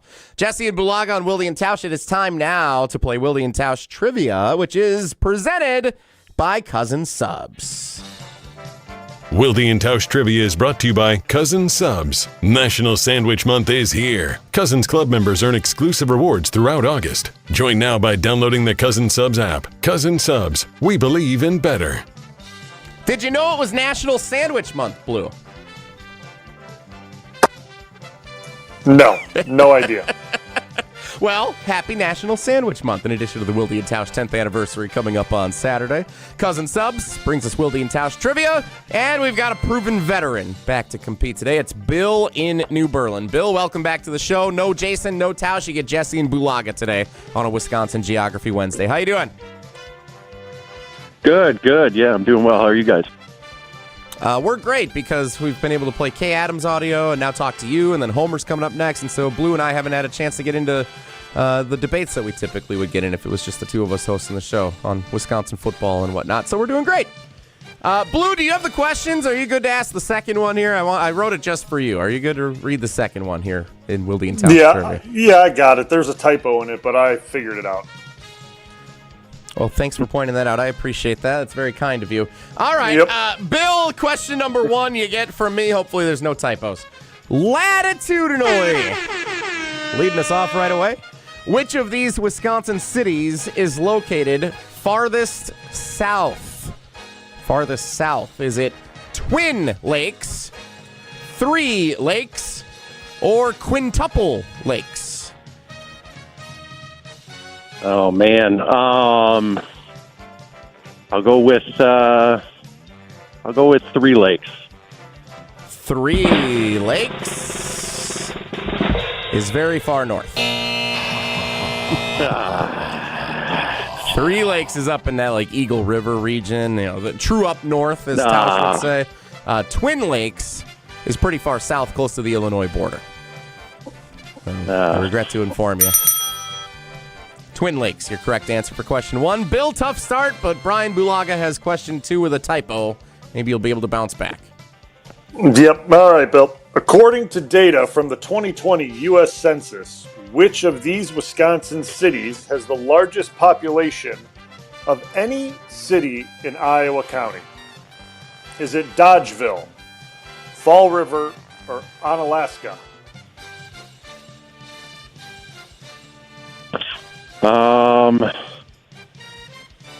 Is Onalaska in Dodge County? Well, wait a minute. Let's just make sure we're all on the same page. Bryan, what county is that in Wisconsin that we're talking about? Iowa County. Iowa County. Say okay, it one more time, Bryan Bulaga, and maybe say your name before you say the county, just so everybody knows who's saying it. Am I reading the question wrong? No, I want you to say Bryan Bulaga, Iowa County. We're trying to do a thing here, Bryan. Come on. Iowa County. Iowa County. Oh man, that's good. I'll go with A. Thanks, Bill. Hey, you got it. Dodgeville, the only city of those 3 that is in Iowa County. Blue, how did you not get what we were going for there? Come on. You're Bryan Bulaga. I don't know. You're known for Bryan Bulaga, Iowa. That's everybody. That's what they know you for. I don't know what you were trying to go for. I read the question as written, and then you wanted ad libs onto it, and I couldn't. I wasn't there with you. I'm sorry. Brutal. We'll get him next time. All right, Bill. Question number 3. If you get this one right, you get 3 of the 4 possible entries into the drawing on Friday for the Cousin Subs gift card. By mileage, this is a tough one. Which of these southwestern Wisconsin cities is located closest to Iowa City, Iowa? I'm not going to ask Blue to say Iowa because that didn't go well in question 2. Here we go. Which of these southwestern Wisconsin cities is located closest to Iowa City, Iowa? Is it Dickeyville, Cassville, or Shullsburg? Oh man, that's tough. I thought I'd be good at this stuff. This is another guess. I'm gonna go with C. C. Shullsburg is pretty close to that southern border, but not close enough. Dickeyville, 96 miles from Iowa City. Dickeyville, the correct answer. Man. Shullsburg, 110. Cassville, 121. Tough day, Bill. Man, I grew up around this area, man, and those were, some things I hadn't heard of, some things I didn't know. That's good. I like it when they're a little more challenging, but I wish I had just done better. So, well, all you need is 1, and you got 2 into the drawing for the Cousin Subs gift card on Friday. Bill in New Berlin, thanks for playing Wilde and Tausch Trivia. Always appreciate it. Awesome. Thanks, guys. Appreciate it. All right, love you guys. It's Bill in New Berlin. Played Wilde and Tausch Trivia presented by Cousins Subs. Homer is scheduled to appear next Homer and Blue, oftentimes on the Homer Hour on ESPN Wisconsin on weekday afternoons from 5 to 6. He gets to appear with us coming up next as Jason continues with the coordinators. I'm expecting that Jason will probably get done while Homer's on with us, and he'll return from practice in the midst of our conversation with Homer. So we'll get to that coming up next. Homer scheduled to appear on Wilde and Tausch with Jesse and Blue. And before we go to break, let's hear from Mark Tauscher telling us about Jones Dairy Farm. Stick around. It's Wilde and Tausch. Mark Tauscher here for Jones Dairy Farm in Fort Atkinson. Jones Dairy Farm has been family-owned and operated for 7 generations in Fort Atkinson, all the way back to 1889. And when you say Jones Dairy Farm, the first thing I think is sausage. They're best known for their all-natural sausage made from the original family recipe. It's available in pork, chicken, and turkey, and it's all made with fresh meat only, and it's all delicious. But you also can't think about Jones Dairy Farm without thinking bacon. It's life-changing. What makes it so special is that it's dry-aged for up to 3 weeks, which leads to intense flavor worth the wait. Jones Dairy Bacon is smoked with real cherry wood and hickory hardwood. Jones Dairy Farm also makes naturally smoked ham and Canadian bacon, Braunschweiger, and fully cooked meatballs. Visit the Jones Market, open Thursday through Saturday, just down the road from the Fireside Dinner Theater in Fort Atkinson. And find Jones products in grocery stores across Wisconsin. To make it easier, check the product finder on their website, jonesdairyfarm.com. This is Wilde and Tausch, driven by Zimbrick Chevrolet in Sun Prairie on 100.5 ESPN. See their full inventory at zimbrickchevrolet.com. People travel the world to collect Hard Rock shirts, and Hard Rock Casino Rockford is going to give the people what they want.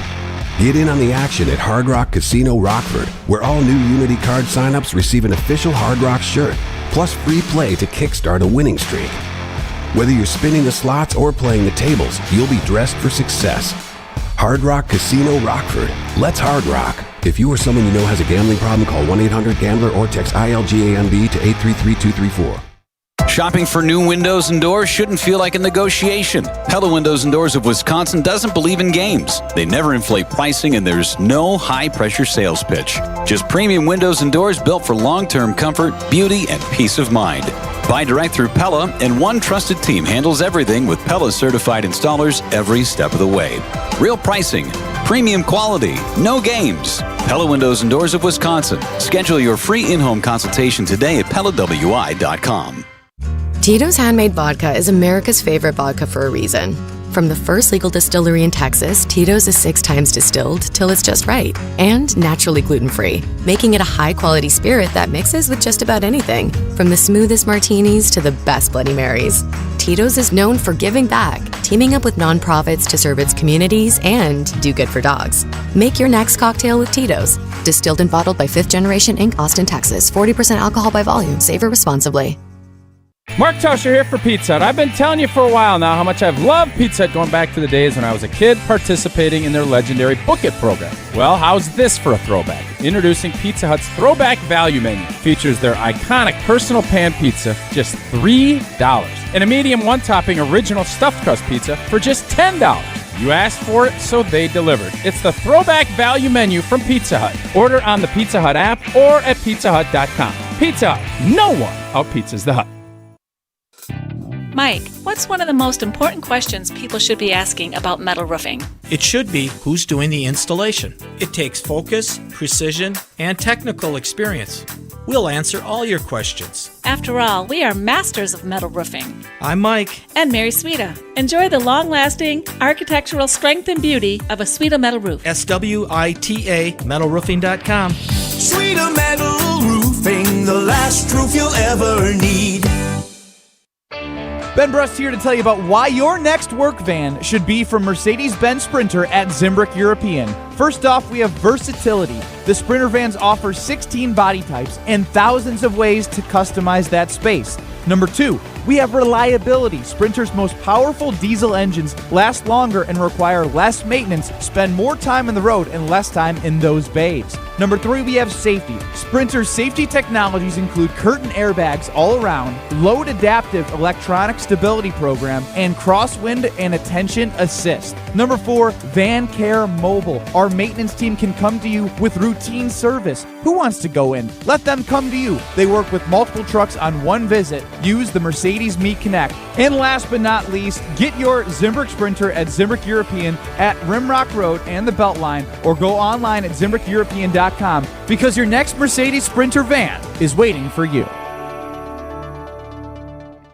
At Carbon World Health, feeling your best isn't a luxury, it's a lifestyle. From advanced aesthetics and rejuvenating med spa treatments to personalized wellness care, everything there is designed around you. Whether you're refreshing your look, boosting your confidence, or investing in total body wellness, Carbon World Health combines medical expertise with a spa-like experience you'll love.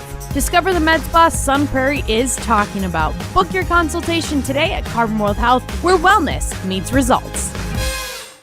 Homer on Wilde and Tausch is brought to you by Olson Toon Landscaping, helping homeowners and businesses across Dane County create and maintain outdoor spaces since 1997. Learn more and contact the team today at olsontoon.com.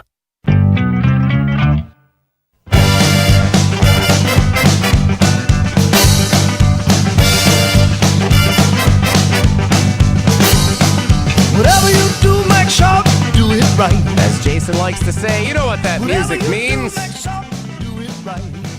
Wilde at the coordinator availability right now in Green Bay. We expect him to be back any moment in Titletown.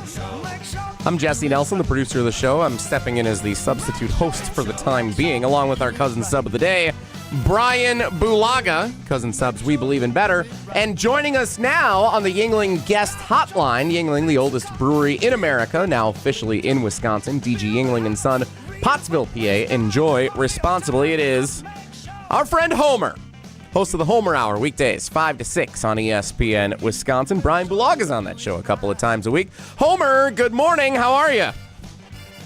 I'm good. How are you? Wonderful. Before I let you go with Blue here, you guys can riff on all the Packers stuff you want. I heard you yesterday as I was driving to the Brewers game, and you threw my buddy Tyler into a tizzy when you said, I have reports that the Tigers and the Brewers trade. The Brewers offered the entire team to the Detroit Tigers for Tarek Skubal. My friend Tyler said, there's no way they did that. I said, yes, Tyler, he's joking. He doesn't actually mean that. I am joking because actually they offered the entire team and one announcer. But Tigers didn't take it, so it doesn't matter. So, and then you had the line, which I thought was genius. There's no crying in baseball and there's no trying in trades. And I thought about that for a minute. I disagree. I think it's good to know if the Brewers are in the mix, if the Packers are in the mix. Like the fact that I have one question. Why? I like to know that our general managers are at least asking or driving up the price for some of the contenders that are also in the mix for those players. How would you feel if they offered the whole team? Well, you're not going to trade 25 guys for one starting pitcher. But they didn't impossible. take it. They didn't do it. So what difference does it make? I understand your point on whether I know, but you haven't come up with why you need to know. I like to know that Matt Arnold is digging in and at offering or contemplating with his staff what to offer the Detroit Tigers. He should just tell you we offered the whole team, right? Then you'd feel better. Because that's all this is about, you feeling better, not actually anything happening. I mean, as far as the stages of grief, I'm ready to move on from the entire, what did the Brewers offer versus what did the Dodgers offer, and how did that all play? What people need to do that they haven't done is evaluate how these things work. Because generally, and I'm sure the Brewers feel this way, you overpay at this time of year because so many people are interested, they want something because they think they're close or whatever, versus getting much better deals in the off season. I want somebody to evaluate, like they've rated how teams did. Well, let's see how it works out. There is not enough judgment as to the value of doing this and how they have worked out for all teams in the past, which would seem to me to be the only point, because otherwise you might say, I hope they do nothing. Why? History says generally it doesn't work. You don't know that because nobody knows that because nobody's really studied it enough other than to feel better about your team when they feel like they tried. They tried.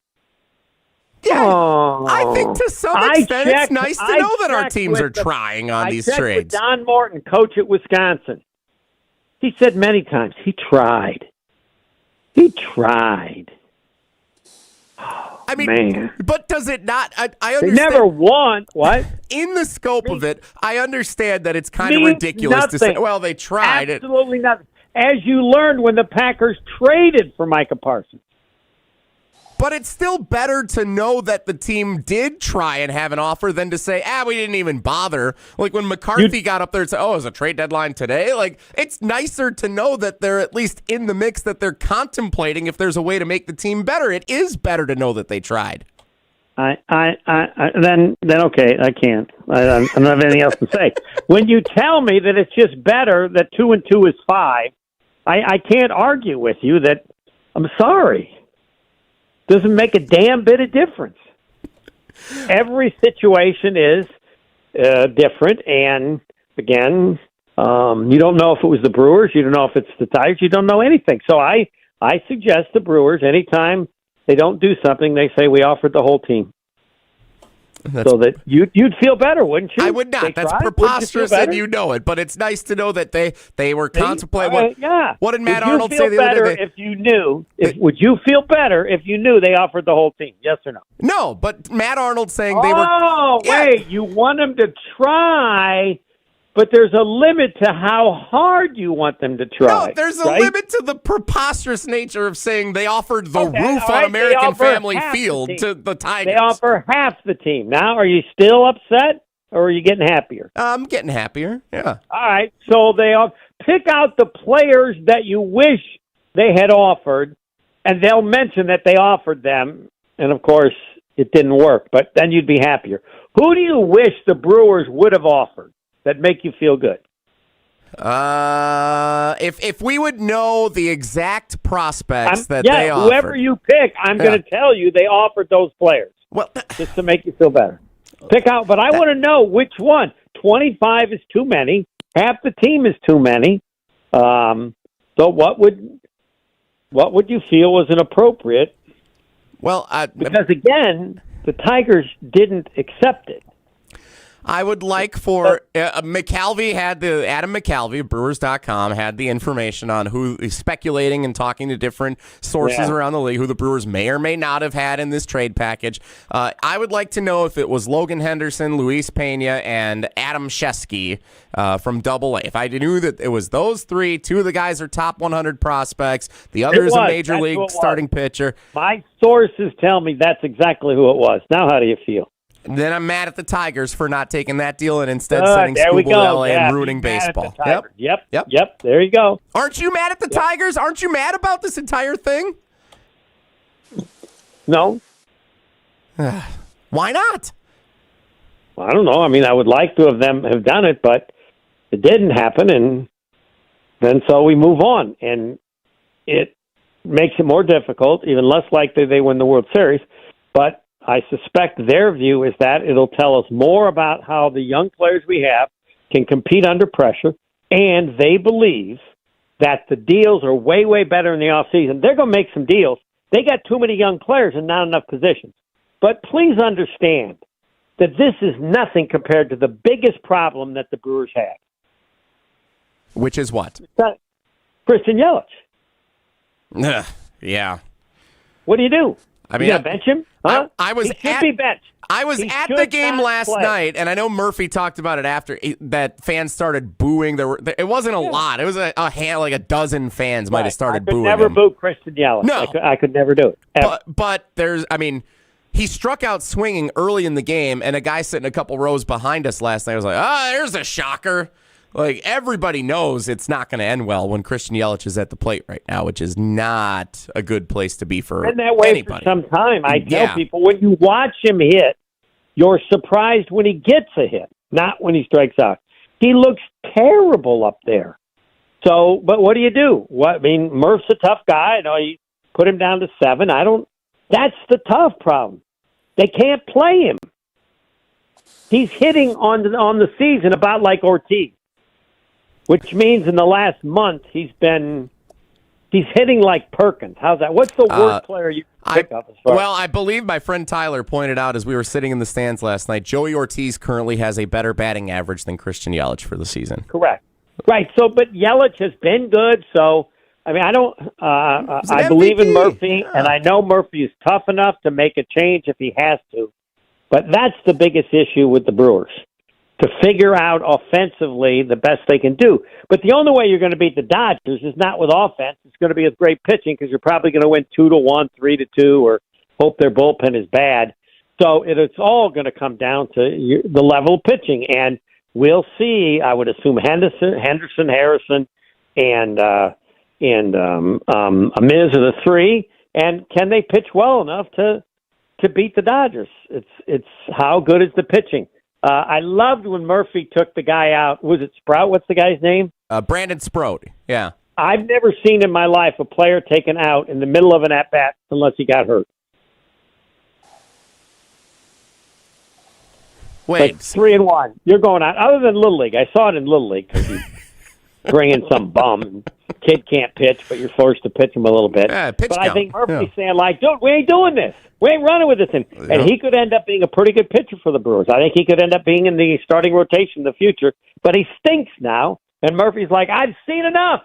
Oh, and they sent him down to the minors. Yep. He's done for the year. He will not, I believe, pitch for the Brewers the rest of the year. Yeah, I'd be hard-pressed to imagine that he'd be back on the Major League roster. I expect him also to be in the rotation at some time in the future. Yeah, next year. Start next year. Somewhere. So you feel better now? I do. Thank you, Homer. I appreciate that. It was all inspired by listening to you on the way to the game yesterday. Steve the Homer True joining us on the Yingling guest house. Hey, I have good news for you, Brian. Jason Wilde is back.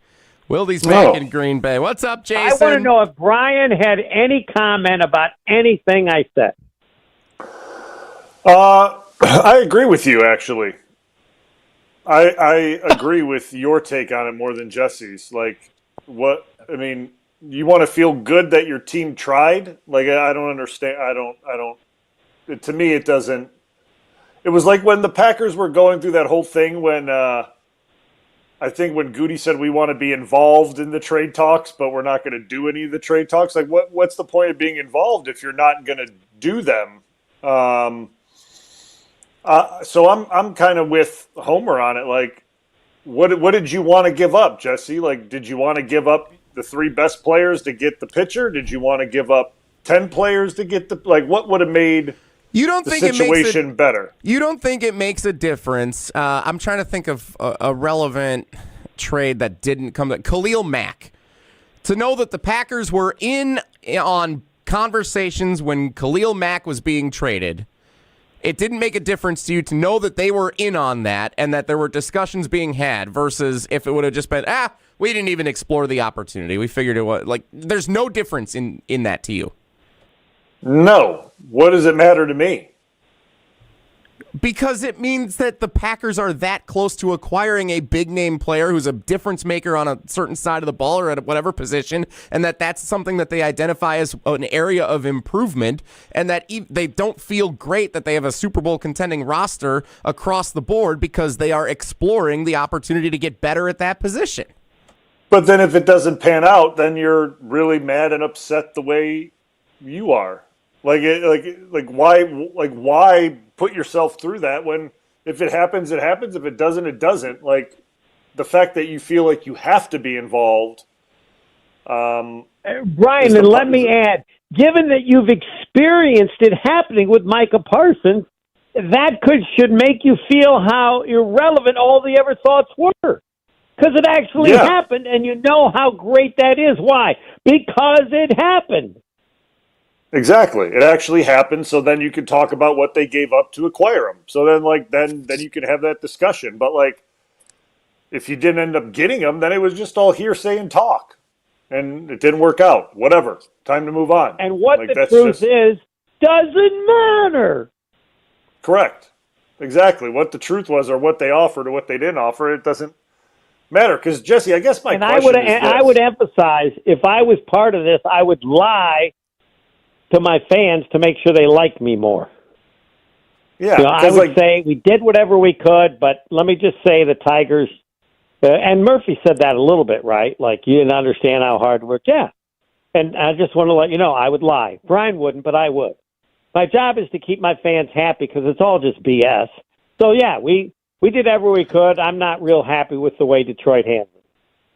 And then, of course, after I said that 26 times, they would go, you really can't believe Homer. He says that every time. Well, that's just the way it works out. You guys couldn't be more wrong. You're putting me in a position I have to agree with Jesse, which is not where I want to return when I come here. Go ahead. But as I've told the story many, many times, when the Packers thought they had a deal for Tony Gonzalez and had reached an agreement on a third-round pick at the 2007 trade deadline, and John Schneider was the unnamed source that kept me apprised of the whole thing. Yeah. And Ted stuff about Schneider. Yeah, he runs the Seahawks. Their football operation, not their full organization like you wanted him to be president of the Packers. 3 Super Bowls, and they won 2. Wow. Huh. Indeed, yeah, he's very good at his job. But to your point about whether it matters or not, he and Carl Peterson, then the general manager of the Chiefs, had an agreement on a third-round pick, and 5 minutes before the trade deadline, Carl Peterson says, I can't do it for less than a second. Schneider, being the point man on the trade, goes to Ted Thompson and says, look, they're saying we got to give him a second. And Ted says, well, we made an agreement on a third. And John Schneider says this is what he's asking for, and he's not going to make the trade without it. And Ted said, to hell with him, basically. And they didn't make the trade. And Tony Gonzalez goes on to have a second half of his career that solidifies himself as a Pro Football Hall of Famer with the Atlanta Falcons. Screwed up because he should have agreed to a second. Well, in the moment that you're making that, if in the moment that you're making that trade, and you think you have an agreement, and someone reneges and changes it, I don't have a problem with saying screw him. At the same time, to your point, it'd have been nice to have him anyway. But to say that being in the conversations, like, I think it's important because it's also sometimes the best trades you make are the ones you don't make at all. And for as much, we have enough Bears fans that either work for us or Brian's buddies back in the Chicagoland area. Like, the Packers did make an offer for Khalil Mack. They offered one of their 2 first-round picks in 2019 and then some other picks. And the Raiders said, no, we want the team that's got 2 first-round picks, so they made the trade for the Bears. But if you ask Bears fans, like, was that trade worth it? Just like we'll be able to ask the same question of the Micah Parsons trade someday. Was that trade worth it? It didn't get the Bears a Super Bowl. I think they made the playoffs 2 of the 4 years that he was there. But then they ended up moving on from him anyway, right? He never finished his contract. And you ask it because it occurred. On the other ones, you ask why it didn't occur. And well, in the Packers' case with the Mack trade, I'm telling you why it didn't occur. Should they have done that? That was 2018. That trade was made. Bryan was on that team. Bryan was on the 19 team the next year with LaFleur's first year. Like, would the Packers' history of 2019 and 2018 be different with Khalil Mack on the team? I don't know. Bryan's the one that played on that team. Sure as hell would have made it a lot more interesting, but I don't know if it gets them where they wanted to go either. They played in the NFC Championship game, and they signed the Smith brothers in the free agency period before that season in 2019. So they went and got pass rushers. So clearly Goody knew that he had to go get somebody, and when he didn't get Mack, he did something else. But I think it's germane when you talk about how far into the trade talks you were, whether you got the guy or not. Does it ultimately matter, to your point? Well, no, you didn't get the guy. And you'll never know what would have happened if you would have gotten the guy. Like, the Skubal trade, everyone's been talking about it for a week now, and I get it, but it's possible the Brewers could have gotten Skubal, given up whatever assets they gave up, and still lost to the Dodgers in the NLCS, right? And then you have the rental, and you don't have a World Series, and then do you walk out and go, well, now in retrospect, I kind of wish we wouldn't have done it. Or you're just like, hey, we gave it the old college try. We gave up these assets, and now he's going and pitching for the Dodgers anyway after his 2.5 months with us. I don't know what's preferable. All I know is I don't have a problem with Goody when he's been in conversations. I think it's really interesting, and I think it gives us something to then evaluate after the fact. If he's never in conversations, which was the tendency that Ted had, was he never even bothered to try, I do think it's different. That's just me. But the evaluation when you did make the deal is 1/1,000,000th as big as being able to assess it when you get the guy or make the trade. The ability to judge Parsons is going to be so much more accurate and worth discussion because he was on the team, and you can decide. For a guy who didn't make the team, hell, whatever. All right, last question. Unknown. When the guy's on your team, you can judge. It'll be the same. So that, again, emphasizes the fact that Bryan and I are 1,000% correct. Here's the question for both of you, and then we'll take a break since we're managing the clock so well. If the Packers don't win a Super Bowl while Micah Parsons is on their team, will the trade have been worth it or not? If they get to the Super Bowl, yes. If they get to a Super Bowl, yes, it'll be worth it. Okay. They don't even have if to they win. don't get to and if they don't get there, wasn't worth it. Okay. Thank you. Bye-bye. Bye. Right. There you go. Thank you. Goodbye. Go pick up your grandchildren. Bryan, are you of the same mind? I mean, look, I do think it's not like the cake that Bart Simpson drops in the garbage can in that meme where it says, "At least you tried." I'm not saying, participation trophies for trading for guys, but I do have. I don't agree with Goody fairly frequently, and I know he doesn't care that I don't agree. But on this, he took a big swing, which, frankly, there were times when you were a player on this team where you would have liked to have seen them take some big swings. They didn't. So if they don't win a Super Bowl during the Micah Parsons era with the Packers, will it be a disappointment for the fans? Absolutely. But I won't say that it was a mistake or it was a waste or it wasn't worth it, because he is a transformative player, and there's a bunch of other things that go into whether you actually win the Super Bowl or not after making that trade. Is that fair? I agree with that. Yeah, that's fair. I agree with that. I mean, because I think he does a lot for the franchise more than, what people think of just winning a Super Bowl. Like, I get that's the ultimate goal, and that's what you should want. And when you acquire players like that, you hope they can spring you into that conversation or get you into those games. But I think there's more of an impact than just that. Would it be disappointing? Sure.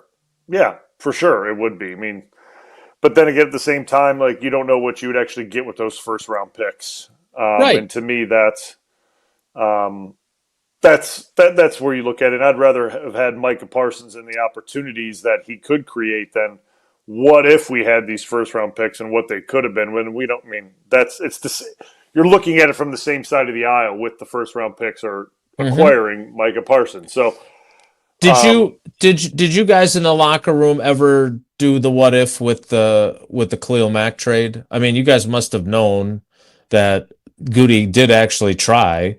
And look, let's be honest too. Speaking of, you never know what the draft picks are going to be. Tausch and I don't see eye to eye on Rashawn Gary.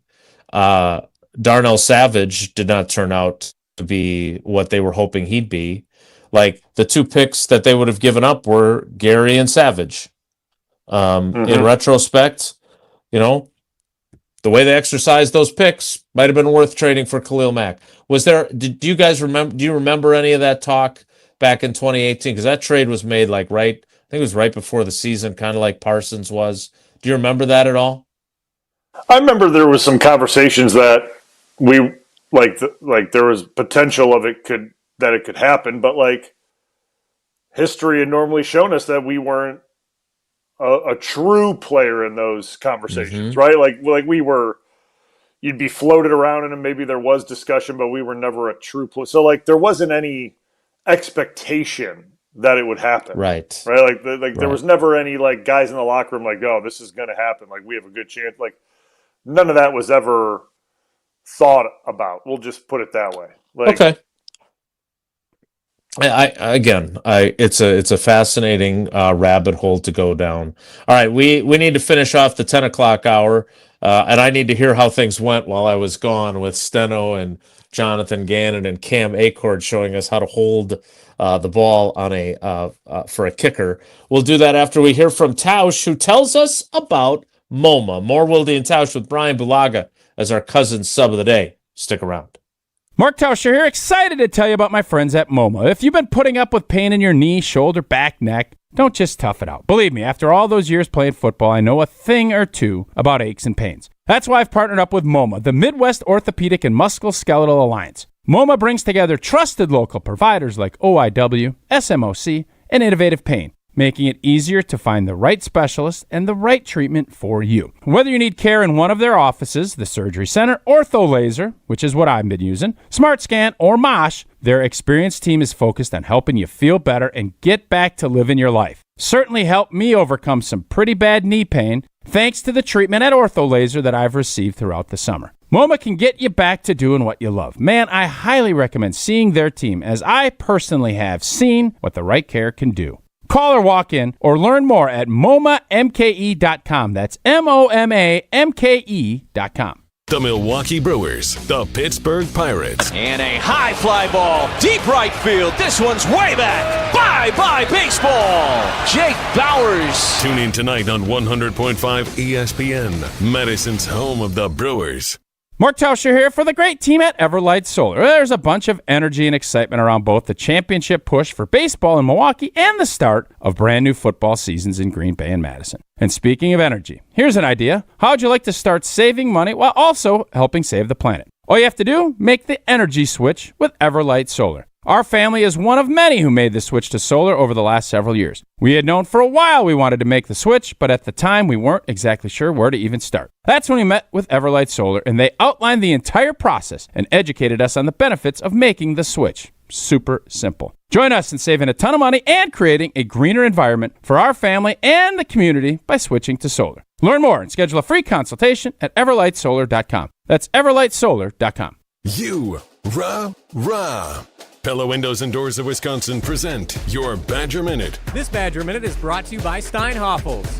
Beauty Rest Queen mattresses start at only $1,499 or get $500 off Beauty Rest Black King adjustable base sets. Only at Steinhoffels. Wisconsin football starts training camp this Thursday at the new Kellner Family Athletic Center. Entering the season, UW's roster is made up of 33 players acquired from the transfer portal. Head coach Luke Fickell spoke at Big Ten Media Days last week, and he hopes that number is significantly smaller next season. If we were looking for 8 to 10 to 12 starters, I would hope next year, done the right way, we're looking for 1 or 2 starters tops. Wisconsin's 2026 transfer portal class ranked 38th, according to 247 Sports. Pella Windows and Doors of Wisconsin doesn't play games, just straightforward pricing, premium quality, and trusted Pella certified installation. Visit PellaWI.com today. Okay, that's all for today. I'm a teacher, and I've got a big job. I shape the mind of every student who walks through my classroom doors. But my department isn't the biggest in school. You know what is? Athletics. And it's the athletic administrator who makes it all happen. So while you're thanking me for all that I do, thank them too. They deserve it. This message presented by the NIAAA, the National Interscholastic Athletic Administrators Association. Join the Madison Money Guy, Christian Finfrock, for Retirement Income Strategies, Saturday and Sunday mornings at 7. Get the information you need as you plan for retirement. That's Retirement Income Strategies, Saturday and Sunday mornings at 7. Investment advisory services offer the Retirement Income Strategies, an SEC-registered investment advisor. Creating lasting impressions every season, every day. That's the Olson Toon landscaping difference. Since 1997, Olson Toon has been transforming outdoor spaces across Dane County. From landscaping and concrete to excavation and maintenance, they're your one team for everything outdoors, keeping your property looking its best year-round. With experienced professionals and a collaborative approach, every project is built around your vision. Ready to elevate your space? Let's get started. Head to olsontoon.com today. Wisconsin, let's talk about something near and dear to my heart. Beer. Specifically, great beer. And if you haven't met Yuengling yet, allow me to introduce you. Yuengling is the oldest brewery in America, founded in Pottsville, PA in 1829. 197 years, 6 generations of family-owned brewing. Do you know how they became America's oldest brewery? By making great beer. This is a real American beer. Smooth, rich, and finally here in Wisconsin. So grab a Yuengling, raise a glass, and celebrate history the way it was meant to be celebrated, by drinking it. Yuengling, the oldest brewery in America. DG Yuengling & Son, Pottsville, PA. Enjoy responsibly. Mark Tauscher here for Chalmers Jewelers. And when it comes to gifts that actually mean something, I head to Chalmers Jewelers. My wife Sarah, she loves the beautiful custom jewelry they've made for her. And my daughter Eleanor has some special pieces from Chalmers as well. And what I appreciate most, they help you create something personal that'll last a lifetime. Engagement rings, anniversary gifts, or a one-of-a-kind custom piece. Stop by Chalmers Jewelers and tell Garrett and Devin that Tausch sent you. Chalmers Jewelers in Middleton and Madison. Your state, your teams, your ESPN. The ESPN Wisconsin app. Customizable just to you. Find the ESPN Wisconsin app in the Apple or Android app stores today.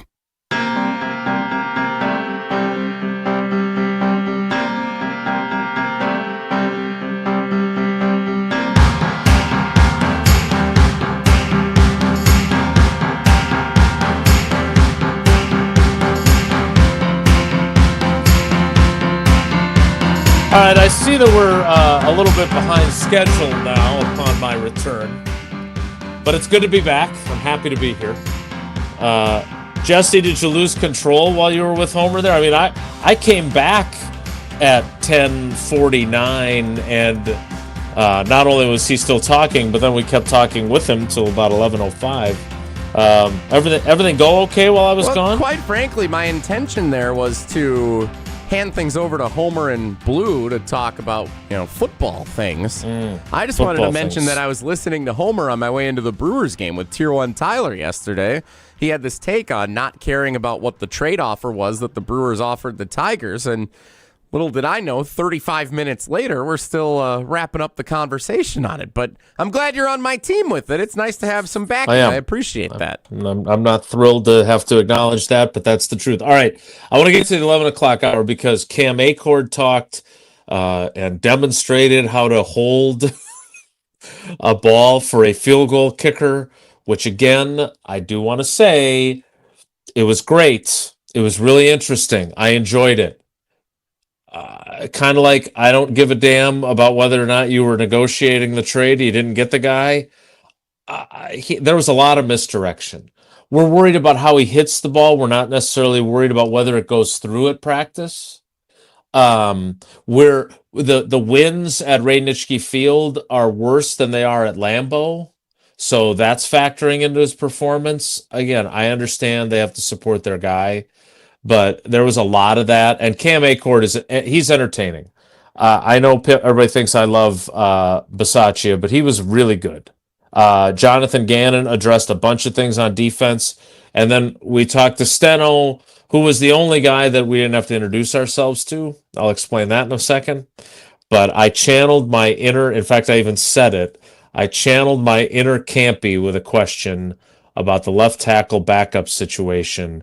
And his answer should not have Bryan Bulaga smiling. He should be concerned. We will get to all that during the 11 o'clock hour after I tell you about Bucks Plus and the amazing series that has been so good for so long. Behind the Bucks on the Bucks Plus Audio Network, presented by Gallagher, your trusted insurance broker and HR and benefits consultant. It's been such a great series, but now we've gotten to my wheelhouse. Light It Up, narrated by Bucks broadcasting legend, and that is precisely the word, Jim Paschke.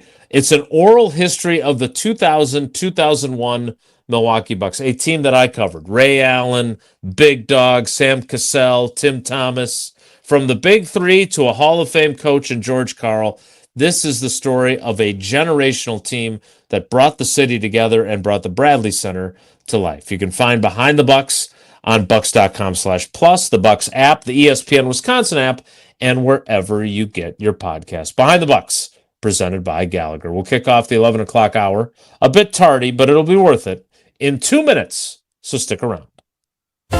Don't go anywhere. Another hour of Wilde and Tausch, presented by Pella Windows and Doors of Wisconsin, is coming up next on ESPN Wisconsin and the ESPN Wisconsin app. It's well known that the boss at the exteriors company is a perfectionist. It's a gift. He not only oversees every job, he inspects each aspect of the operation to get to the root of what your project will actually need to be long-lasting. Call 960-ROOF. Oh, he's proud of all the reviews. What can I say? Take a look. The Exteriors Company, built for Wisconsin, backed by expertise. Hi, this is Dave Kane. You're listening to Madison's Home of the Bucks, a good Karma brand radio station, 100.5 ESPN WTLX, Monona, Madison. Broadcasting live from the Everlight Solar Studio, this is your Metro Kia of Madison Sports Center. Good morning, Madison and streamers everywhere. I'm Jesse Nelson, Sports Center, brought to you by Ridgetop Exteriors, Wisconsin's premier roofing, siding, and window contractor since 2002. Visit them at ridgetopexteriors.com. The Milwaukee Brewers 4-2 winners last night at American Family Field over the Pittsburgh Pirates. Just the second win for the Pirates this season. They're playing their third series against one another here in August. Big home run for Jackson Churio last night, helping propel the Brewers' offense to victory. Solid start on the mound for Logan Henderson, going 6 innings, getting the victory for the Crew. Brewers 5.5 up on the Chicago Cubs for the top spot in the NL Central standings, and they gained a game on the Dodgers last night thanks to the Cubs beating Tarek Skubal in his debut start with LA at Wrigley Field. Brewers and Pirates back at it tonight, 6:40 first pitch. Pregame coverage starts just after 6 o'clock following Molly and Jim here on Madison's home of the Brewers, 100.5 ESPN. For fans looking to watch the game tonight on TV, it is televised exclusively on ESPN and the ESPN app. National TV game tonight. No local Brewers TV for tonight's game. Good pitching matchup tonight. Kyle Harrison, first start in a month for the Brewers against the dreaded Paul Skeens. Metro Kia of Madison, Madison's trusted Kia dealer. Stop into Metro Kia on the east side of Madison or metrokiaofmadison.com. Three-time Wisconsin Sports Writer of the Year, Jason Wilde. Joining us now is the Green Bay Packers' new head coach, Matt LaFleur on Wilde and Tausch. Packers Hall of Famer Mark Tauscher. Matt LaFleur, Matt Nagy, and Matt Patricia. Who is the most famous non-NFC North head coach not named Matt? No, I'm sorry. Broadcasting live from the Everlight Solar Studio at ESPN Madison. Who is the most famous non-NFC North head coach named Matt? Matt Damon, Matt Ryan, somebody else. And celebrating 10 great years on ESPN Wisconsin. Can you repeat that question? Sorry. This is Wilde and Tausch, presented by Pella Windows and Doors of Wisconsin.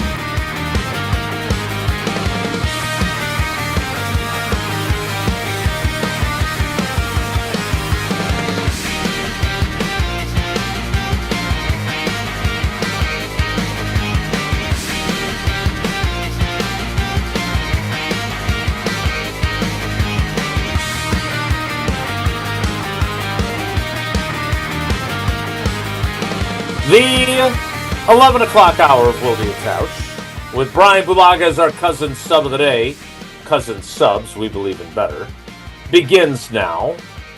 We'll get to Steno and the conversation about the offensive line. Said some really positive things about Jacob Monk, who has some opportunity here after 2 years of not having much of a role, frankly. Interesting comments on John Williams, the rocket scientist who basically took a medical red shirt as a 7th-round pick last year because of back issues. He has worked at center, he's worked at guard, he's worked at tackle, talking about how smart he is. Of course he is. He's a rocket scientist. But he also talked about the left tackle that is the starter, Jordan Morgan, which was interesting. And he talked about what they would do if Jordan Morgan wasn't available, which was not as interesting so much as it was concerning. So we will play that for you coming up in the next segment. But Bryan, I got to ask, during your time, you were with Mason Crosby. I think he was the kicker for the entirety of your career. You guys were teammates together, right? So, and look, he had a rough patch. He talks all the time about how much Charles Woodson helped him late in the 2012 season when he was struggling. And then Giorgio Tavecchio came in, or as Mike McCarthy called him, Sergio, because he didn't know his name, or got it wrong, who was his competition, but also turned into kind of this friend and support system where he and I always respect this about Giorgio, and I would argue that that's what Lucas Havrisik could have been right now if they had kept him around. He was such an authentically good dude that even though it wasn't in his best interest to help the draft pick guy or the incumbent guy in his case with Mason, he still did. And he got some opportunities with the Raiders and elsewhere later in his career, but like instead of being like, I'm going to beat this guy because he sucked last year, he actually kind of helped Mason, and Mason has told that story many times. So as I listened to Cam Acord, I didn't want to be roll your eyes guy, but the bottom line, this idea that we're not really focused on the results in practice and stuff like that. I get it. I understand it. I'm a process guy, not a results guy, but results do matter. So yeah, it's great that he hit the ball solidly, but if it doesn't go through the uprights, we're not giving out orange slices and juice boxes afterward because, hey, you tried. So, Bryan, I don't want to make this. And the minute he got drafted on day 3 of the draft, I was like, oh, God, here we go again. This is going to be a story. And if he's not just good at the start of camp, it's going to become a bigger story because I've lived through it. And in fairness, frankly, to Anders Carlson, he was pretty good right away in 2023. So yes, there was talk about him replacing Mason and whatever else, but like he didn't struggle in camp severely. And then he like made his first 16 kicks when the season started. So we didn't have this. Instead, now we do. And for you, having been a regular starter on offense or defense, and when there's this kind of uncertainty around the kicking position, what's going through your head? Put yourself in in Z-Box place or in Jordan Love's place when this is going on during training camp. Yeah, I mean, I think, especially right now in training camp, you want to give this young kid, because you've drafted him and essentially said he's going to be the starter from day one with the way you've released the other players, right? Like McManus and Havrisik. You want to give him as much grace and time as possible to get comfortable, and like you don't want to think about it. You don't, even when you're doing the live kicks, like they're not going in. You're just kind of you support them and do this and that, but at some point in time in camp, they need to be going in extremely consistently, or guys you're going to start to hear murmurs and mumbles, and guys are going to start to get a little irritated by it. And then that gets transferred on to him because he hears it too. And then when you're starting to lose trust in your teammates, because unfortunately for kickers, they're needed in the biggest moments or in clutch moments in certain situations. And we've experienced that as Packer fans over the last few years, right? When we've needed that and we haven't had it, and how much that kind of bites you in the butt. Well, the players feel it tenfold, right? They feel like they've done all this work. They've gotten the kicker into the proper position or down the field far enough, or they've cut that 50-yard field goal to maybe a 42-yard field goal and made it a little bit easier, and they took the risk of running a couple extra. There's a lot of things that can happen, and they've done their job to put the kicker in the best scenario possible, essentially, and it doesn't go in. And the first one won't do it to you. It's like the second and third and fourth one, you start to get very irritated by it, right? And obviously, Mason had a bunch of, what do they call it, pelts on the wall for how good he had been when he went through his struggles that one season. So, like, guys knew what he was capable of and what he could come through. This kid doesn't have that. He has no pelts on the wall, so to speak, to lean back on. And the the level of, I guess, patience, we'll see how long that lasts, because I always said, like, let's wait to get into preseason games to see how he does, right? Because obviously he's going to kick in preseason, no doubt about that. And let's see how it goes. If kicks aren't going through consistently by the second preseason game, guys are going to start getting frustrated, and the patience is going to be very, very thin, and that's not good, right? And to me, this is certainly something to keep an eye on, because, like, I'm with you. Like, yeah, we want him to strike the ball solid, obviously. Like, yes, that is what we would like, is the ball to be struck solid. But we want it to be struck solid through the two uprights. That's where it needs to go. Like, there's no black and white with kicking. Like, or like, there's no, like, in between with kicking. Like, oh, it was struck well, but it went far right. Like, no, that means it wasn't struck well. That means it was not struck well if it went far right. That means, like, you know what I'm saying? Like, it's like, and Mason always did it too. Like, you relate it to golf. Like, if you slice the hell out of a drive, I didn't hit that well. I hit that like crap. Like that. Like that's what it is for kickers. Like, if he blasts it wide right, that was a terrible strike. Like, what is that? Like that's the only way to look at it. Like, it's this, and it's every position in the NFL. Like, I'm not picking on kickers here. Like, if I whiff a block, like, wow, that was really bad. Like, that was terrible. Like, yes, if Jordan Love throws a really terrible interception, wow, what a pass. What a ball by Jordan. Great decision there, bud. Like, so, like, everyone gets criticized for it. And unfortunately for the kicking situation right now in Green Bay, it's a rookie that's essentially been crowned the starter without any competition, really, and we're seeing some early negative results, and the criticism's going to be there. You can try to protect him all you want, but eventually, referees will raise their arms in a game here. Eventually, they're going to say no good, or they're going to put their arms up and say it was good, and the results are what they are, and that's just the nature of this thing, man. I had a good conversation, and I know you were you have a bunch of respect for Rob Davis, who obviously was the player programs guy. I know you and Brett Good were friends, probably still are, but not teammates, obviously. But when I really like the long snappers, like they're always they're like regular guys. Yep. Right. Yep. I mean, they're the close.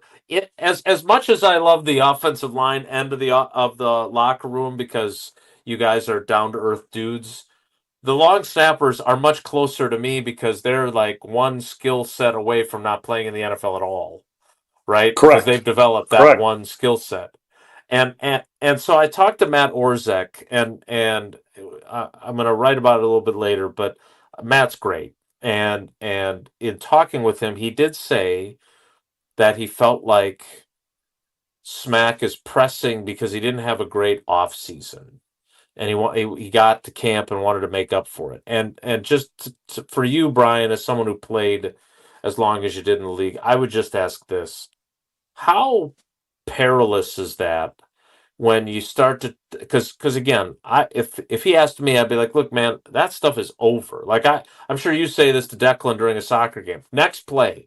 Right? Like, you miss a scoring chance or you make a mistake, it is done. There's nothing you can do about it. So don't now start thinking, oh, I have to make up for how poorly things went last week. And it's human nature to do that. But that is only going to make things worse. And so when Matt said that yesterday, I was kind of like, oh, man, like, dude, fresh slate every day. Come on. You cannot think that way. They're giving you the job, so forget about it. The Packers don't care about how badly things went for you in the offseason program. So stop caring about that. Start worrying about today. Does that worry you? And did you ever have those moments? I mean, I tease you about, Bruce Irvin and whatever else, but, like, as great as you were, there were probably times where you had a little bit of a crisis of confidence too. How do you work through that? Yeah, you don't want to press. When you press and you're trying to make up for something that didn't go well months ago or in a time period where things really don't matter, that's not good. Like, you don't want that, right? And to bring it to what you talked about, like when you're having a little rough patch in the season, if you think a good performance is going to make up for what you did or didn't do, right, 2 weeks prior or something like that, like, you're way off. Like, now because you're still thinking about that, right? Like, that's still in your head. And most likely, if that's still in your head, you're going to make that same mistake here eventually, or you're going to fall back into that pattern or that doubt mindset. So for me, it was always like, if you have a bad game, which, yeah, I've had bad games. There's no doubt about it. Like, you don't have good games, and you have to evaluate it, be critical, and move on. But if you start thinking about that from weeks ago, it's just going to continue, and it's going to spiral. And that's where guys get caught in traps with that. And, that's you don't want to hear that.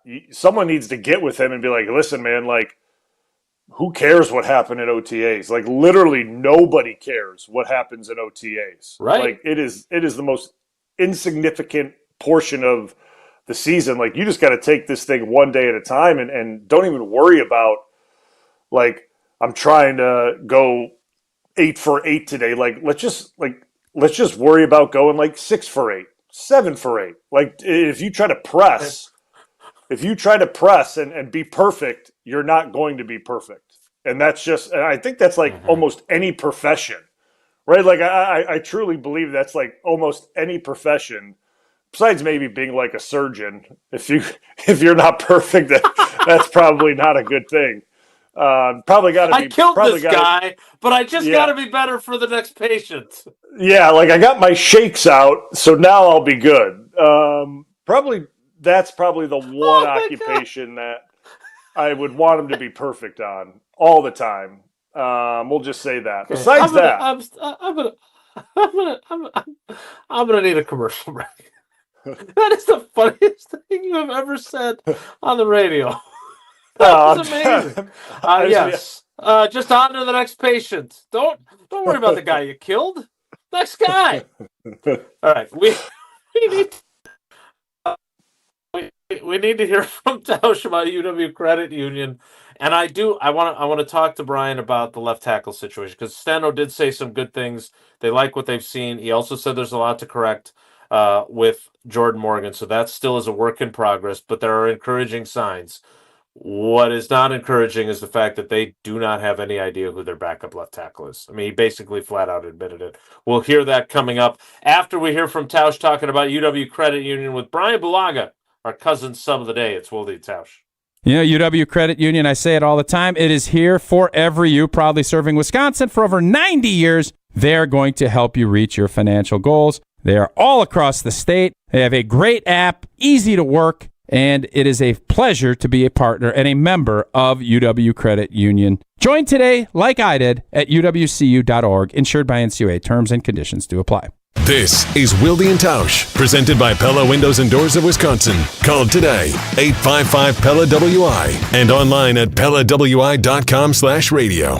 Mark Tauscher here for Zimbrick Chevrolet in Sun Prairie, the name you can trust. Well, training camp practices and preseason games are great opportunities for the guys up in Green Bay to make sure they're fully ready for the regular season. If they didn't work on things now, there could be some big mistakes that happen in the regular season when the games count. Well, the same goes for car maintenance. Get your vehicle checked before you go on that long road trip or an issue comes up during an important, busy time in your life. And there's no better vehicle service team than the team I trust over at Zimbrick Chevrolet in Sun Prairie. Get a tune-up, check the battery, check your tires, change the oil, make sure all the inner workings of your vehicle are in tip-top shape so you can focus on the fun of getting from place to place for whatever your next adventure holds and not allowing vehicle trouble to disrupt you. Schedule a service appointment, view vehicle inventory, and learn more about all they have to offer at ZimbrickChevrolet.com. That's ZimbrickChevrolet.com. Fix any issues before it counts. When it comes to your vehicle, take my word for it and trust the fantastic team at Zimbrick Chevrolet in Sun Prairie, the name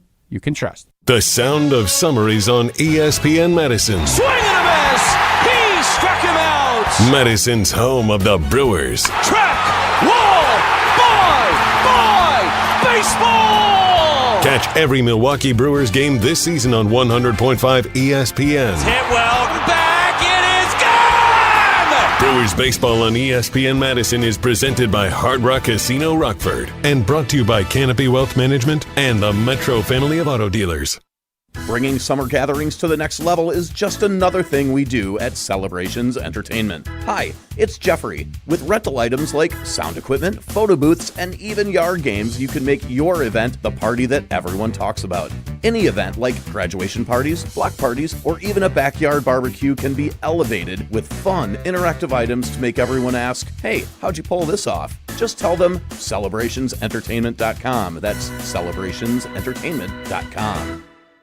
Dealing with storm damage? That's never fun. That's why homeowners are turning to Everlight Solar for roofing and exterior repairs done right. They handle the entire process, from insurance claims to fixing your roof with one trusted team. Less stress, faster solutions, and a home that stays protected from the elements. If your roof took a hit, Everlight's got you covered. Visit everlightroofing.com to get started today. That's everlightroofing.com. Everlight, a proud partner of Wisconsin Athletics.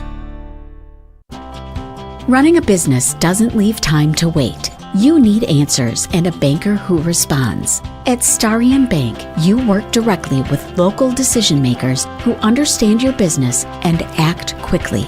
No runaround, no delays, just solutions. The right banking relationship makes a difference, especially when things get complicated.